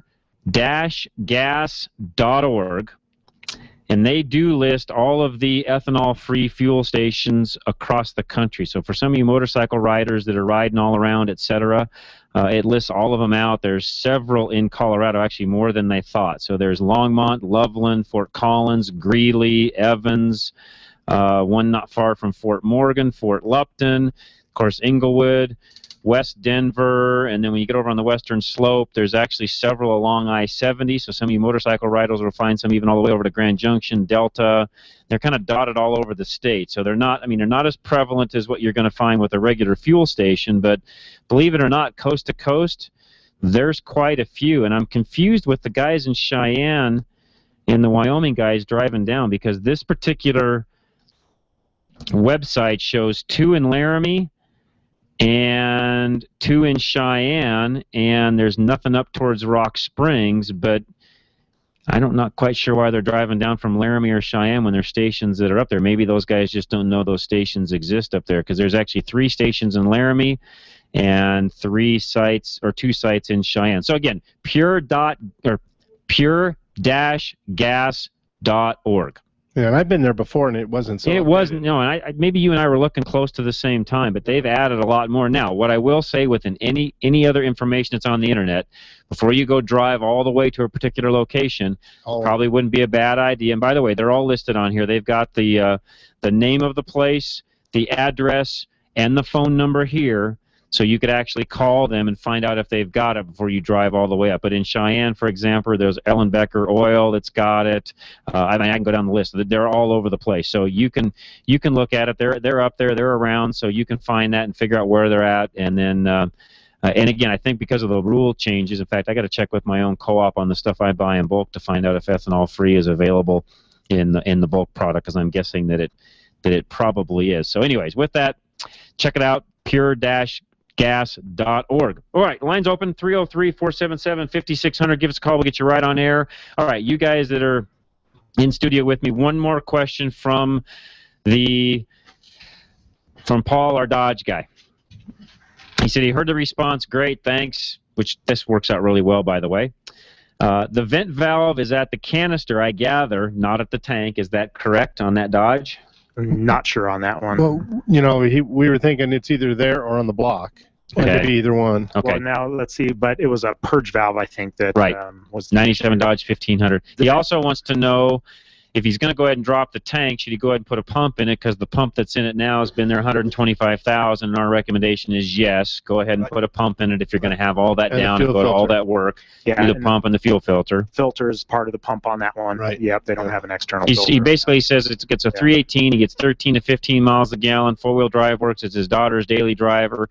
He put a tranny in it, wants to get another 2 or 3 years out of it. I don't really see why you won't, to be honest with you. You should be able to easily. Yeah. You'll get more than that out of it, really. Shouldn't have any problems whatsoever. Yeah. Does it show where that valve is? You know what? Let me pull it up here. I'm not. I don't have that up right now. That's fine. So we can look at it up real quick. And then, do you want to continue on with your list? I can. Yeah, let me do that you real had quick. some good ones on there, and I haven't heard them yet. We're waiting for the calls to light back up. And by the way, we've got a line open. Give us a call. We'll get you right on air. 303-477-5600. Pet peeves. Anything you want to talk about, doesn't matter. We've had lots of fuel comments today, which has been great. We enjoy those. Okay, so just talked about making sure the people at home know where you're going. Right. So you want to get your emergency contact information handled. Take along some games for the kids to play with. Keep them occupied. And again, that's whether it's car or air. Either one doesn't make any difference. Dress comfortably, especially if you're going to take a long road trip. You really want to be comfortable. You don't want to be driving around in a suit and a tie. No offense, some of you sales guys have to do that. But if you're just on vacation, dress comfortably, make yourself have a good time, especially for the kids. One of the things we used to do is take the kids, and we would start at night because the kids were already sleepy, ready for bed, etc. We could get a lot of miles in right off the bat with the kids sleeping. Yes, it's hard on Dad, but at the end of the day, I always felt like it was easier when it was all said and done to do that. It's a lot quieter. It's a lot quieter. So take a lot of snacks. Yes. Those are good. You want to stay away from the sugar snacks, especially for the kids, but you can do things like, granola and Chex Mix and Trail Mix and fruit and things along those lines work out really well. No Mountain Dew, huh? No Mountain Dew. No, not a good idea. You don't want to do Mountain Dew. Don't take any drinks whatsoever because you'll be stopping every exit. That's right. That's right. Pack smart. Yep. Less is better than too much. That's the biggest one right there. Plan out your days and know ahead of time what you're going to wear. I know this sounds really anal, but it's true. Plan your days, know what you're going to wear. Pack less if the place you're going to stay at has laundry facilities. And by the way, a lot of us going on vacations where you have a family and you're going to be at a condo or what have you, typically there's laundry there. Yeah, nobody likes doing laundry on vacation, but it sure beats packing another suitcase and a half of stuff you didn't need in the first place. Right. And you'd have to do the laundry when you get home anyway. So it's all relevant. Yeah. So you might as well throw a load or two in while you're gone. It just makes things that much easier. Here's another big one, especially if you're flying. But I've even seen this when you're in a hotel and you've even been there from a car. You're traveling in the car, rather. Put tags on your luggage that make them different than everybody else. Right. I've seen color, stuff like that. I've seen colored yarn. I've seen colored whatever you do, just make your bag really recognizable so it separates it from everybody else's. My in-laws put Christmas ribbon. There you go. The red, green, blue, silver, whatever. All that stuff. And we have these things that are it's a yellow, really bright green. Sure. I'm sorry. Yeah, and it wraps around the handle. Got it's a Velcro thing. Got it. And we can pick our luggage out of everywhere. Right. Those are the kind of things you want to do. Make it more identifiable. And this is my tip. You're not going to see this on any of the travel websites because they're going to disagree with me, but I'm one that says take cash with you on vacation. Mm-hmm. Yeah, I know you can do traveler's checks and all the other stuff, but you know what? Cash still spends and works very well when you're in a bind. Sure. Not everybody takes a traveler's check because they can be forged. Not everybody takes a regular personal check, and not everybody takes credit cards. If you're out in the middle of nowhere and something happens, you got to buy a tire, let's say. Yeah. You need to have $300 or $400 in cash in your pocket just for those particular cases, just in case. And keep it on you. That's right. In keep it on multiple places. Thank you. Right. Yes, that's exactly right. Yeah, there's hidden wallets, things you can do to make sure that stuff gets hidden. That's how, again, most of all, we want you to stay safe and have a good time, but there's things you can do while you're traveling that make the trip that much more enjoyable. I keep very little money in my wallet. That way, if they ever take my wallet, I don't have to worry about it. That's right. Yeah. Exactly. I keep it in other places. All right, let's go to Steve real quick in Denver. Has an oil question. By the way, line's open. Give us a call. We'll get you right on air, 303-477-5600. Steve, what's going on? No, just a question. I have a 2000 Dodge 5.2-liter engine, 69,000 miles in it. Bought it brand new, no problem. Okay. Last 2 years, I've been switched over to a Mobil 1 full synthetic. Okay. Is it a good idea or what I should use? Mobil 1 is a great idea. You won't have any problem running that oil. Yep. Just make sure you use the weight specified for the engine itself, and you'll be in great shape. Oh, very good. And by the way, one thing we recommend to everybody is make sure you use a high-quality oil filter also. I see. Mobil 1 is fantastic unless you use a crappy oil filter. Right. And there's a lot of junk oil filters on the market. So use a premium filter, whether that's through Napa or whoever you're buying filters from. Just make sure it's the top of the line. And Napa, in Napa's end of the world, that's called a platinum filter, which, by the way, they do make for that truck. Or vehicle, I should say. So buy the premium platinum filter along with the Mobil 1. Very good. Okay? If you do that, you'll be in great shape. Very good. Thank you very much. You're very welcome. Thanks, guys. And, yeah, we don't talk about the oil filter thing probably as much as we should. We talk oil a lot. But filters are a really, really big deal. You want to make sure that you're using a high quality oil filter. Otherwise, that good oil you're using... Yeah, it's not good. It's not good anymore. Yeah. It's full of contaminants. And if you do the right filter, then you can extend your oil life. That's right. Extended intervals. That's exactly. I was going to say on that that purge valve for that Dodge, it is on the engine. Now, don't get them confused because there's a vent valve which is back by the tank, by the canister, and then there's the purge valve which is on the engine. And so they're. Okay. So Paul, if you're listening to that, there is one. It's up on the engine. Yep. So there's your answer. But I would take down the tank and do the oil fuel pump. We were talking about that. I wonder how. If you're already there, do it now. Yeah, exactly. Yeah, well worth doing it. That's exactly right. Yeah. All right, let's go to Terry in Fort Collins, who's up next. Line open, 303-477-5600. Terry, welcome. What's going on today? Good afternoon, gentlemen. Good afternoon. I had a question about K&N. Sure. They have that, the air intake systems. Yep. I know they have a some increase in horsepower. Does that also increase fuel mileage? It can, depending upon the vehicle and how you drive. I see. Typically what happens and where people see a decrease in fuel economy is where they end up with more power, so now they have their foot in it more, and so in that case, no, you're not going to see an increase in fuel economy. If, though, you'll do, for example, an air intake and an exhaust kit on most vehicles, especially light trucks, you can typically pick up some fuel economy if you drive the vehicle correctly. That's the key, driving it correctly. Yep. No, you're talking about putting an egg between my... You're right. Yeah, just, the power is going to be there, and the idea is the power's there when you need it, when you're towing, etc., and that works really great. But if you're just driving around on a daily driver, you know what? Just, and I'm not saying you got to drive any differently than you did before, but with the added horsepower, you want to drive carefully so that you're again gaining fuel economy, not losing. Yeah, you shouldn't need to be in the pedal as hard because you got more power. That's exactly right, and thereby that's where some of the fuel savings can come in. Of course, when you change that exhaust, you want to hear the exhaust a little bit more, so you're in the throttle. Yeah, I mean it's just a matter of how you drive. Yeah, I do like to get on it. Sure, but by the way, the K&N product in general, doesn't matter whether you're buying one of their filters, one of their oil filters, air filters, cold air intakes, whatever. They build the best products in the market, period. Yeah, no doubt. Do you have any noise issues with those air intake systems? I think that a lot of that depends on the vehicle itself and how sensitive, certain individuals are to certain types of noises. They can increase the quote-unquote throatiness of the engine, and what you're kind of hearing there, especially if you add exhaust, you'll definitely hear that.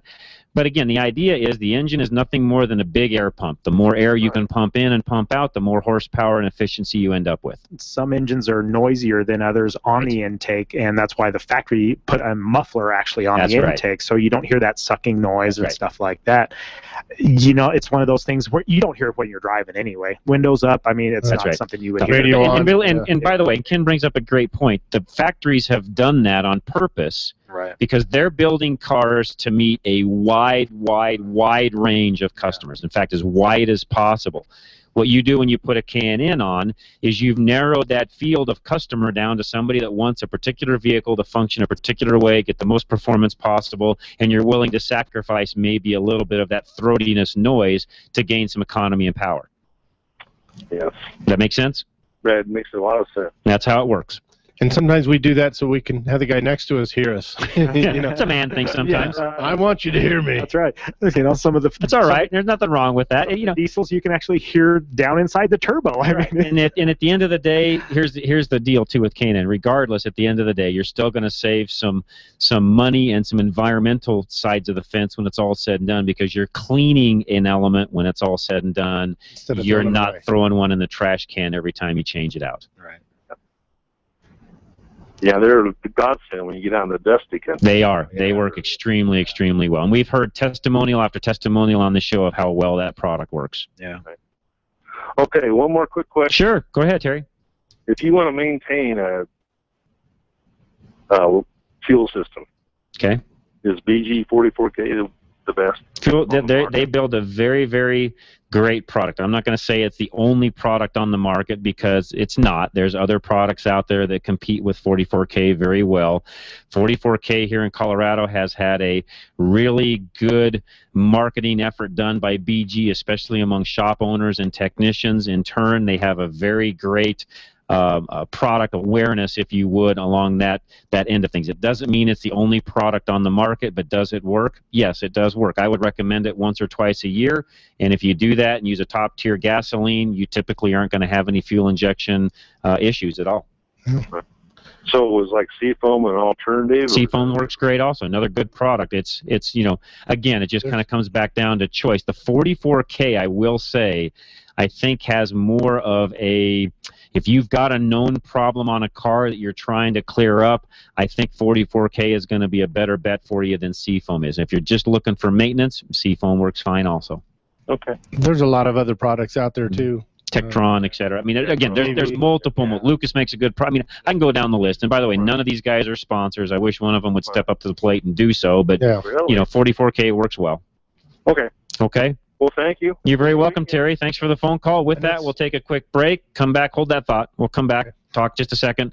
Line open, 303-477-5600 was the main thing I wanted to say. Give us a call. 1/2 hour, actually less than a half an hour of the show left. And as always, it always builds at the end of the show. So call now. We'll get those questions answered as quickly as we can while we have time, and then it gets hurried as we get towards the end of the show. So we'll get as many in as we can now. Give us a call, 303-477-5600. John Rush, Dennis Brewster, Ken Rackley, Drive Radio, KLZ 560 The Horse. Have you failed an emissions test and don't know what to do? Have you been trying to fix it yourself? Arvada West is your answer. We score 100% on our success ratio. That's confidence for the customer. We are always willing to explain the repair process to you. We use a proven diagnostic format that we have developed since the emissions program began here in Colorado. For an honest, understandable, and reasonably priced diagnosis, stop by and see us. We've helped clean our Colorado air since 1981. Call Arvada West Auto and Truck 303-422-1065 or see us on the web at arvadawestautoandtruck.com. If you would like to stop by to make an appointment, we are at 11752 West 64th Avenue.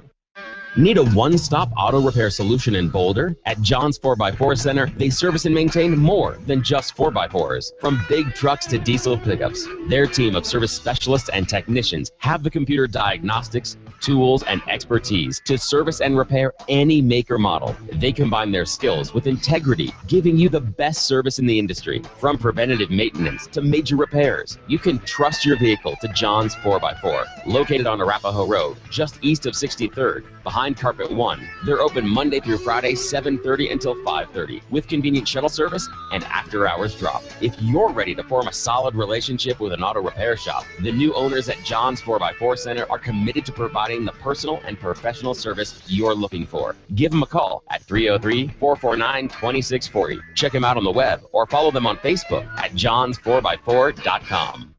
Have you ever wished there was a place you could take your car, put it on a lift, and work on it yourself? My name is Craig Wallace, owner of DIY Auto Repair Shops. We have the lift, the tools, and the expertise. We offer a multi-tier program that allows you to do it yourself, technically assisted, or we can fix it for you. Check us out online at DIYAutoRepairShops.com or give us a call at 303-429-4000.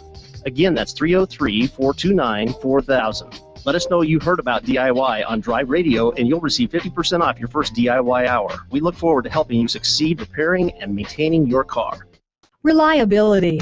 It's what every driver wants from their vehicle.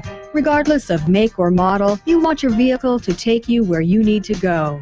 Reliability is exactly what the Colorado Select Auto Care Centers offer. They've set the standard for excellence in automotive repair and maintenance. Each member offers Napa Auto Care Peace of Mind Warranty, along with the highest level of customer service and integrity. To find a Colorado Select Auto Care Center near you, log on to drive-radio.com or call 303-546-NAPA.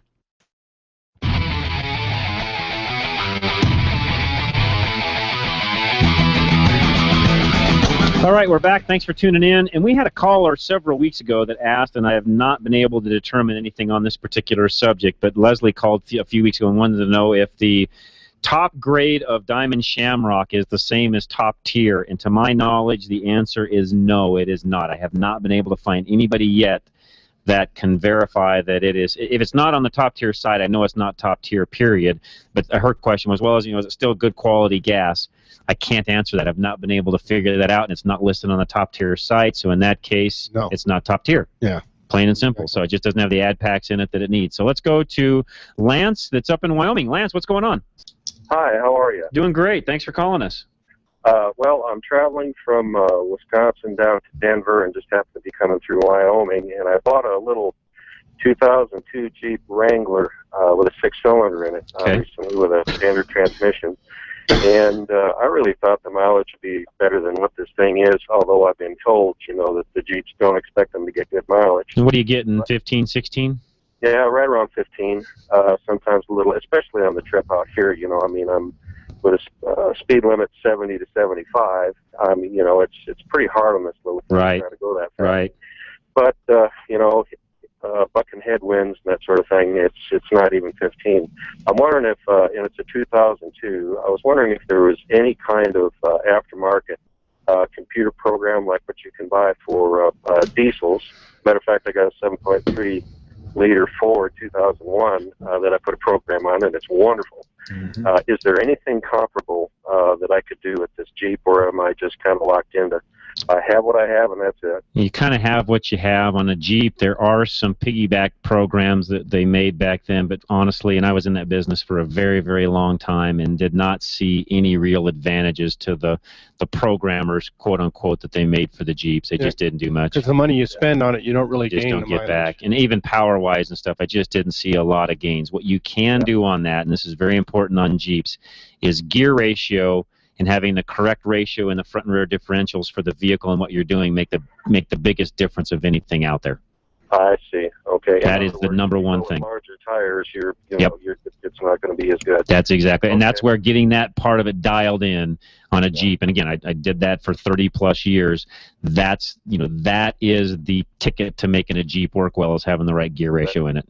That's the baby. Yep. One other comment I wanted to make too was I've got a little 34 Chevy Street Rod, and the glass on the front is virtually vertical. And as far as bugs and that sort of thing, keeping that off, Rain-X really works. Yes, it does. You're right, it does. Rain-X works great for that and the headlights both. Yeah. Right. That's all I had, guys. Yep, great. First time I ever listened to you travel cross country. Well, thank you. Great entertainment. Continue to listen to us. We appreciate it. We're here every single solid week, and if you're out of town, you can stream us live from the website 560thesource.com, or you can catch us on a podcast after we're done at drive-radio.com. So thanks, Lance, for listening. We appreciate it very much. And I think my dad's up next. Dad, what's going on? Hey guys, good morning. Well, I'm on my way to Longmont to do a dyno test on the Bonneville car. Cool. But I got a pet peeve. The guy that goes down to the auto parts store and buys a headlight and tries to put it in his car. Himself. And it's so misadjusted that it ought to be as bad as having one out. Yeah. And having one shining in your eyeball. He's shooting to the moon. He's looking for tree squirrels. That's where all in the trees, raccoons and stuff. That's right. Exactly. And as you well know, the new headlight assemblies, are a little more.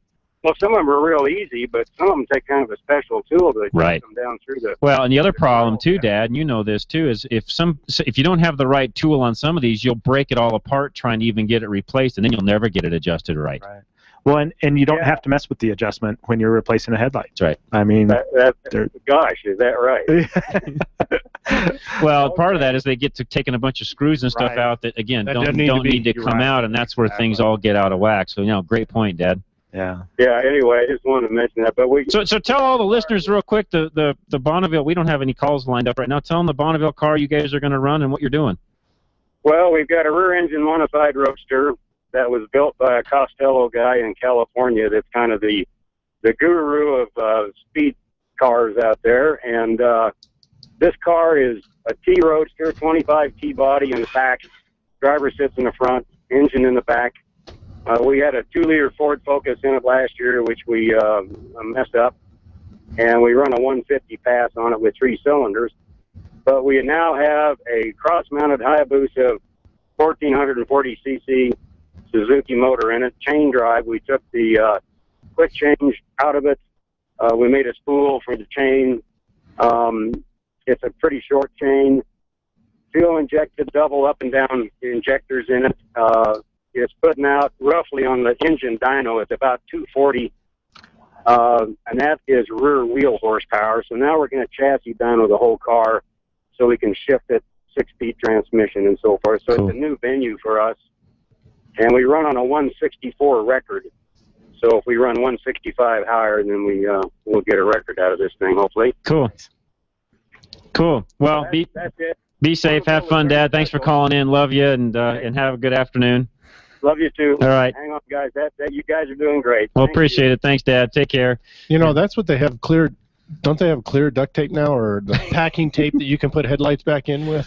Maybe. That's been a pet peeve of my dad's for eons. Well, you see it. I see it out east. You'd be driving down the road and you're looking up and you're going, wow, he's actually looking for squirrels in the trees. What is this guy doing? Yeah. Right. All right, lines open, 303-477-5600. Yeah, and my dad's got him and his partner, Mike Ormsby, they've got a great car that they run. Actually, there's several of them that run out at Bonneville every year and do a great job. One of these years I need to try to slow down long enough to actually go out and have fun and enjoy that.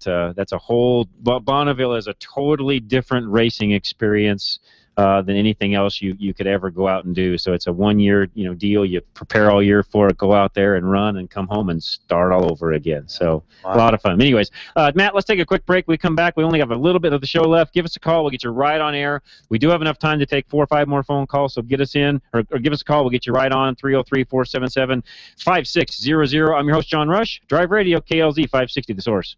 Reliability. It's what every driver wants from their vehicle. Regardless of make or model, you want your vehicle to take you where you need to go. Reliability is exactly what the Colorado Select Auto Care Centers offer. They've set the standard for excellence in automotive repair and maintenance. Each member offers Napa Auto Care Peace of Mind Warranty, along with the highest level of customer service and integrity. To find a Colorado Select Auto Care Center near you, log on to drive-radio.com or call 303-546-NAPA. Napa know-how! You like car stuff. Napa has car stuff, like fuel stuff, brake stuff, even cleaning stuff. And the only thing better than car stuff is car stuff that's half off. So stock up on your car stuff with half off selected stuff. Conquer the job. That's Napa know-how. At participating Napa Auto Parts stores. Offer expires 6/30/14. Having transmission problems? Stop by Larry's Automotive today. We're your only Colorado Select Auto Care in North Denver that also specializes in automatic and manual transmissions. We're a family-owned small business taking care of your family-owned fleet of cars, trucks, and SUVs since 1994. We specialize in transmission and drivetrain problems and offer a 3-year, 36,000-mile warranty. We're also an ATRA member. Call us at 303-427-2108 for an appointment or find us on the web at coloradoselect.com. Larry's Automotive, a proud member of Colorado Select Auto Care. I'm going to teach you right now how to find a good, honest mechanic. Ask about the warranty. Their warranty will tell you everything you need to know because their warranty is their word. And Colorado Select Auto Care Centers all offer the best warranty in the state. 3 years, 36,000 miles on every repair. Always select a Colorado Select Auto Care Center at coloradoselect.org. 3 years, 36,000 miles. That's all you need to know.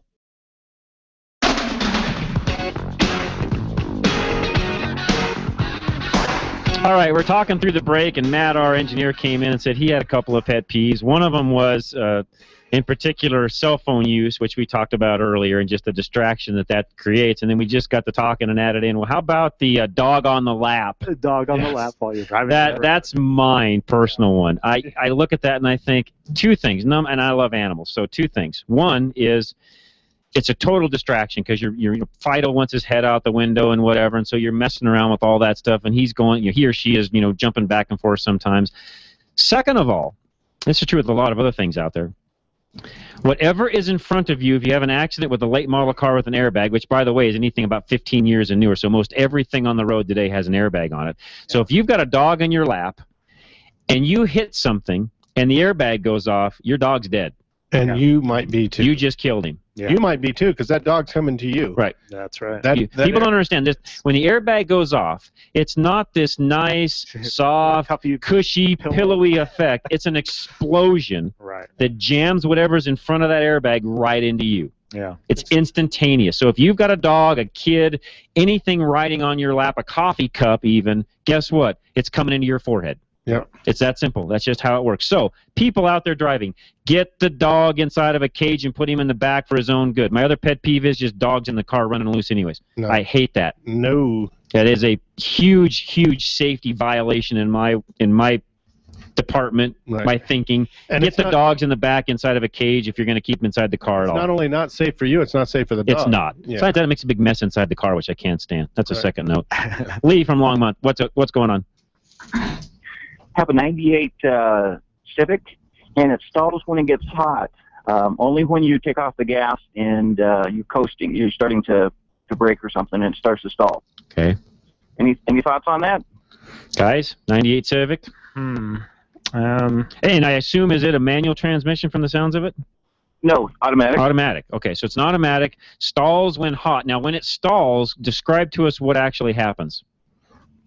Well, it's my daughter's car, and she says it starts kind of shuddering. It starts, vibrating a lot. Okay, sounds like the transmission itself may be not coming out of its lockup mode, which can happen on automatic transmission cars. If that's the case, it will stall, and by the way, a lot of those will happen only when they're warm. So we call that a torque converter lock switch, they call it, where it locks the torque converter in, TCC switch. It could be that that's gotten bad. And if that's the case and the torque converter staying locked in, what's happening there for everybody listening is that late model automatic transmissions, by the way, they've been this way since the 80s even, they lock up. So normally a torque converter will slip when you're at idle at a stoplight, etc. So there's some slippage going on. That's the only thing that allows you to sit at a stoplight and stay in a non-movement type of a mode. The torque converter is actually slipping inside of it. To gain fuel economy and help with the efficiency of the vehicle itself, we started locking those converters. We put lockups inside the converter clear back in the 80s, and today they've gotten much, much more sophisticated. But the converter itself locks up, meaning the transmission and the engine are locked as one. When you come up to a stoplight, in this particular case, if it doesn't unlock, it's just like you're leaving the clutch out on a manual transmission. She says it also sometimes if it's warm and she'll go in the house and come back out in just a few minutes, it won't start up. Because it might think it's engaged. That could very well be. So that everything you're describing would indicate a transmission that's got the torque converter is locked up all the time. And if it only does it occasionally, it doesn't do it every time. Right. Okay. Right. Back in the 90s too, they had big igniter problems back then. I don't think that would be related just because, on a D-cell that wouldn't really be related. On the no start on initial startup, there's a lot of ignition switch issues too on that particular item. Or so you could have two different problems. Could have two different problems. Could be related even. One thing you might want to have her try is, or you can try it just sitting there, because we used to be able to kind of do this. Start it up, run it, and if it's been stalling, or just try moving the key back just a little bit, like you were going to shut it off, but you don't want to shut it off. But just try moving the key in that run position and just see if you get any glitches or anything like that. Good point. Maybe she's got a heavy key ring. Maybe it's hard to say. But all these symptoms could be related to one issue, or we could have many more. So yeah, we replaced the ignition wiring. So that's but it's still doing it. Okay, yeah, but so you can replace the wiring, but what he's talking about, I don't know if it's internal in the switch itself. Right, exactly. Did you replace the switch itself? I don't know if we did or not. Okay. I know we did the wiring to it. Yeah, the switch, what happens if people had a lot of key load on that, a lot of weight in there, it wears out everything in there, the tumblers and everything. Right. And so you could be getting a couple of bad. Which, by the way, I talked about this on my Rush to Reason show at 2 in the afternoons here on KLZ this past week on the GM recall. And GM had some real issues, don't get me wrong, I'm not making excuses for them, but the people that had the most issues were people that had heavy key rings. Yes. Yeah. Okay. We'll give that a try. All right, Lee. Thanks so much for your call. Diagnosis on that, Lee. To be honest with you, there's a lot of things it could be. Yeah. I just had an email come in from Jimmy. Said he just received his registration in the mail last year. Let me start over. They just received my registration in the mail. They only sent a 1-year sticker good until 2015. It's for a 95 Corolla. Last time the emissions and registration was good for 2 years. No, Jimmy. The registration itself and that sticker for the license plate is only good for 1 year, and it always has been here in Colorado. The emission's good for 2. Yes. Now, what will happen is when you go to get that done next year, you won't have to have an e-test. You'll just pay your money online, however, get a new sticker in the mail. You'll put a 2016 sticker on it. Then the following year, you'll need an emissions test. So the law hasn't changed, but you've only ever had a 1-year registration sticker. That's how Colorado does it. Now, you think they'd get smarter and allow you to pay multiple years, but again, that's something a new governor might be able to get in and fix and take care of and handle and streamline some things. But that's a whole other issue that's for my afternoon show. That's for John. That's for Rush to Reason. 2 p.m. Here on KLZ. So yeah, if you want to listen to that show, we talk about a lot of things that we just don't get into on Drive Radio for obvious reasons. We can talk anything I want to in the afternoons. Here, we do try to stick more to the automotive, car side of the fence to help you with your motoring, the motoring side of the fence day to day. And by the way, Jimmy, that was a great question because I'm not sure everybody out there understands how,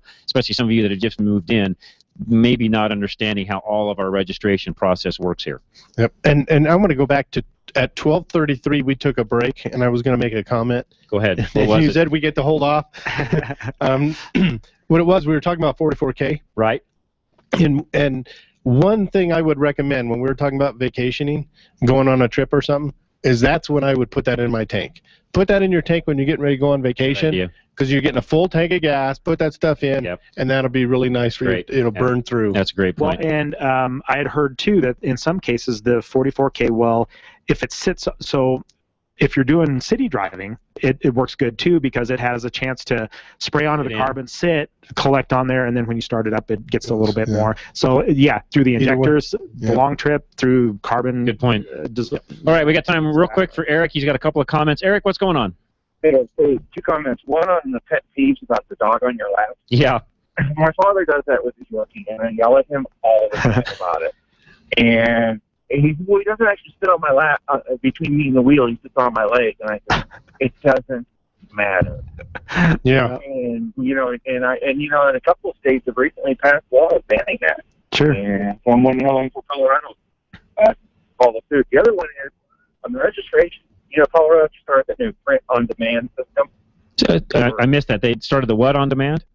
Print on demand for basically now. If you buy a car and you go into DMV to get the plates, for the Got it. Okay. Yep. Know what you're talking about. Yep. Certain plates they have in stock. There's no print on Correct. demand. Well, they give you a little sheet of paper and they tell you 3 to 5 business days you'll receive your plate. Yeah, it's more like 3 to 5 weeks. Yeah. It's actually not working as good as the state thought it would. Oh. Yeah. We bought a car in March, and May 12th, the temp expired. May 15th, I went to get the plate, and we just got the plate last week. Wow. Yeah. It was 3 weeks. And I even called, in fact, when I called DMV, and then after 9 days, when we had done with the guy, said, you have 3 to 5 weeks. Let me just tell you what, if I was governor, one of the first things I'd fix is how all of our DMV stuff works. The other thing I would fix, this is a side note, and I should talk about this at 2 in the afternoons, and I might do it this week. One of the things the governor needs to fix is we penalize people for buying new cars. So we're de-incentivizing people to buy newer cars because you pay a much, much higher price for your license plates than an old car, yet they both have the same wear and tear on the roads they're driving on. That one I've never understood.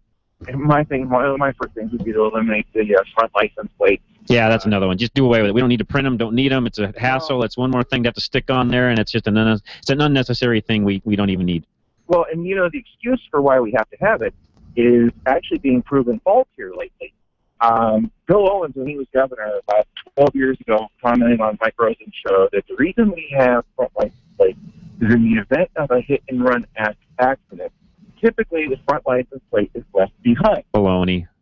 Well, if that's the case, then there should be absolutely zero unsolved hit and run. Yeah, and the problem is that's not true. Those things are mounted on hard enough that they're not coming off in a hit and run. And furthermore, you're going to get the license plate what's leaving the scene, not what's coming at you. The front license plate thing is antiquated. It's archaic. And sorry, anybody out there listening that's on that side of the fence, we don't need it. It needs to go away. It's an extra expense that everybody incurs, and we're using more metal and on and on and on. If we want to be more environmentally friendly, get rid of that front license plate, and we would be. So that's my take. With that, sorry, Eric, we got to get out of here. We got a minute left is all. Appreciate the phone calls. Everybody listening today, faithful listeners, we appreciate it very much. You guys shared so much information with us today. We learned a lot. Yes, we did. Very much so. So awesome. Dennis Brewster from Extreme, thanks for coming in out in Parker. Give the folks your phone number, where you're at. 303-841-1071. I'm in Parker. It's off of Dransfeld Road. Dransfeld Road in Lincoln is pretty close where we are, right behind the Lowe's. Awesome. Right down the street. Ken Rackley, Tune Tech, same thing. Give the folks your phone number and where you're at. Ken Rackley, Tune Tech Automotive out in Aurora, Colfax and 225, just a little bit east of 225. And Larry Unger from Larry's Automotive, they're over in the Westminster area, right off of 72nd and Bradburn, right? Bradburn. Make sure I say that correctly. So 72nd and Bradburn, right over there. And by the way, if you've got a transmission issue, they are our local transmission expert. You want to call Larry or Jeff, and they'll help you walk through whatever situation you've got going on. Matt, our engineer, thanks so much for helping us out. We do appreciate it. All the announcements we had today, lots of car shows going on, different events. Toyota and the dealers, they gave a Sienna van to the Ronald McDonald House today. Great. great stuff going on. We appreciate it. Check all that information out. We put as much of it up on our Facebook page as we can, facebook.com/Drive Radio. And if you like what you hear on this show, please listen to me during the week. I'll put a plug in for myself, 2 o'clock in the afternoons here on KLZ. Rush to Reason, listen in. We got lots of great topics that we'll cover each and every day. And if you've got a topic you want me to cover that I can't do on Drive Radio, by all means, send me an email, john@drive-radio.com. With that, we're out of here. God bless everybody. Have a great week. Enjoy the rest of your weekend, and I'll see most of you on Monday. John Rush, Drive Radio, KLZ 560, The Source.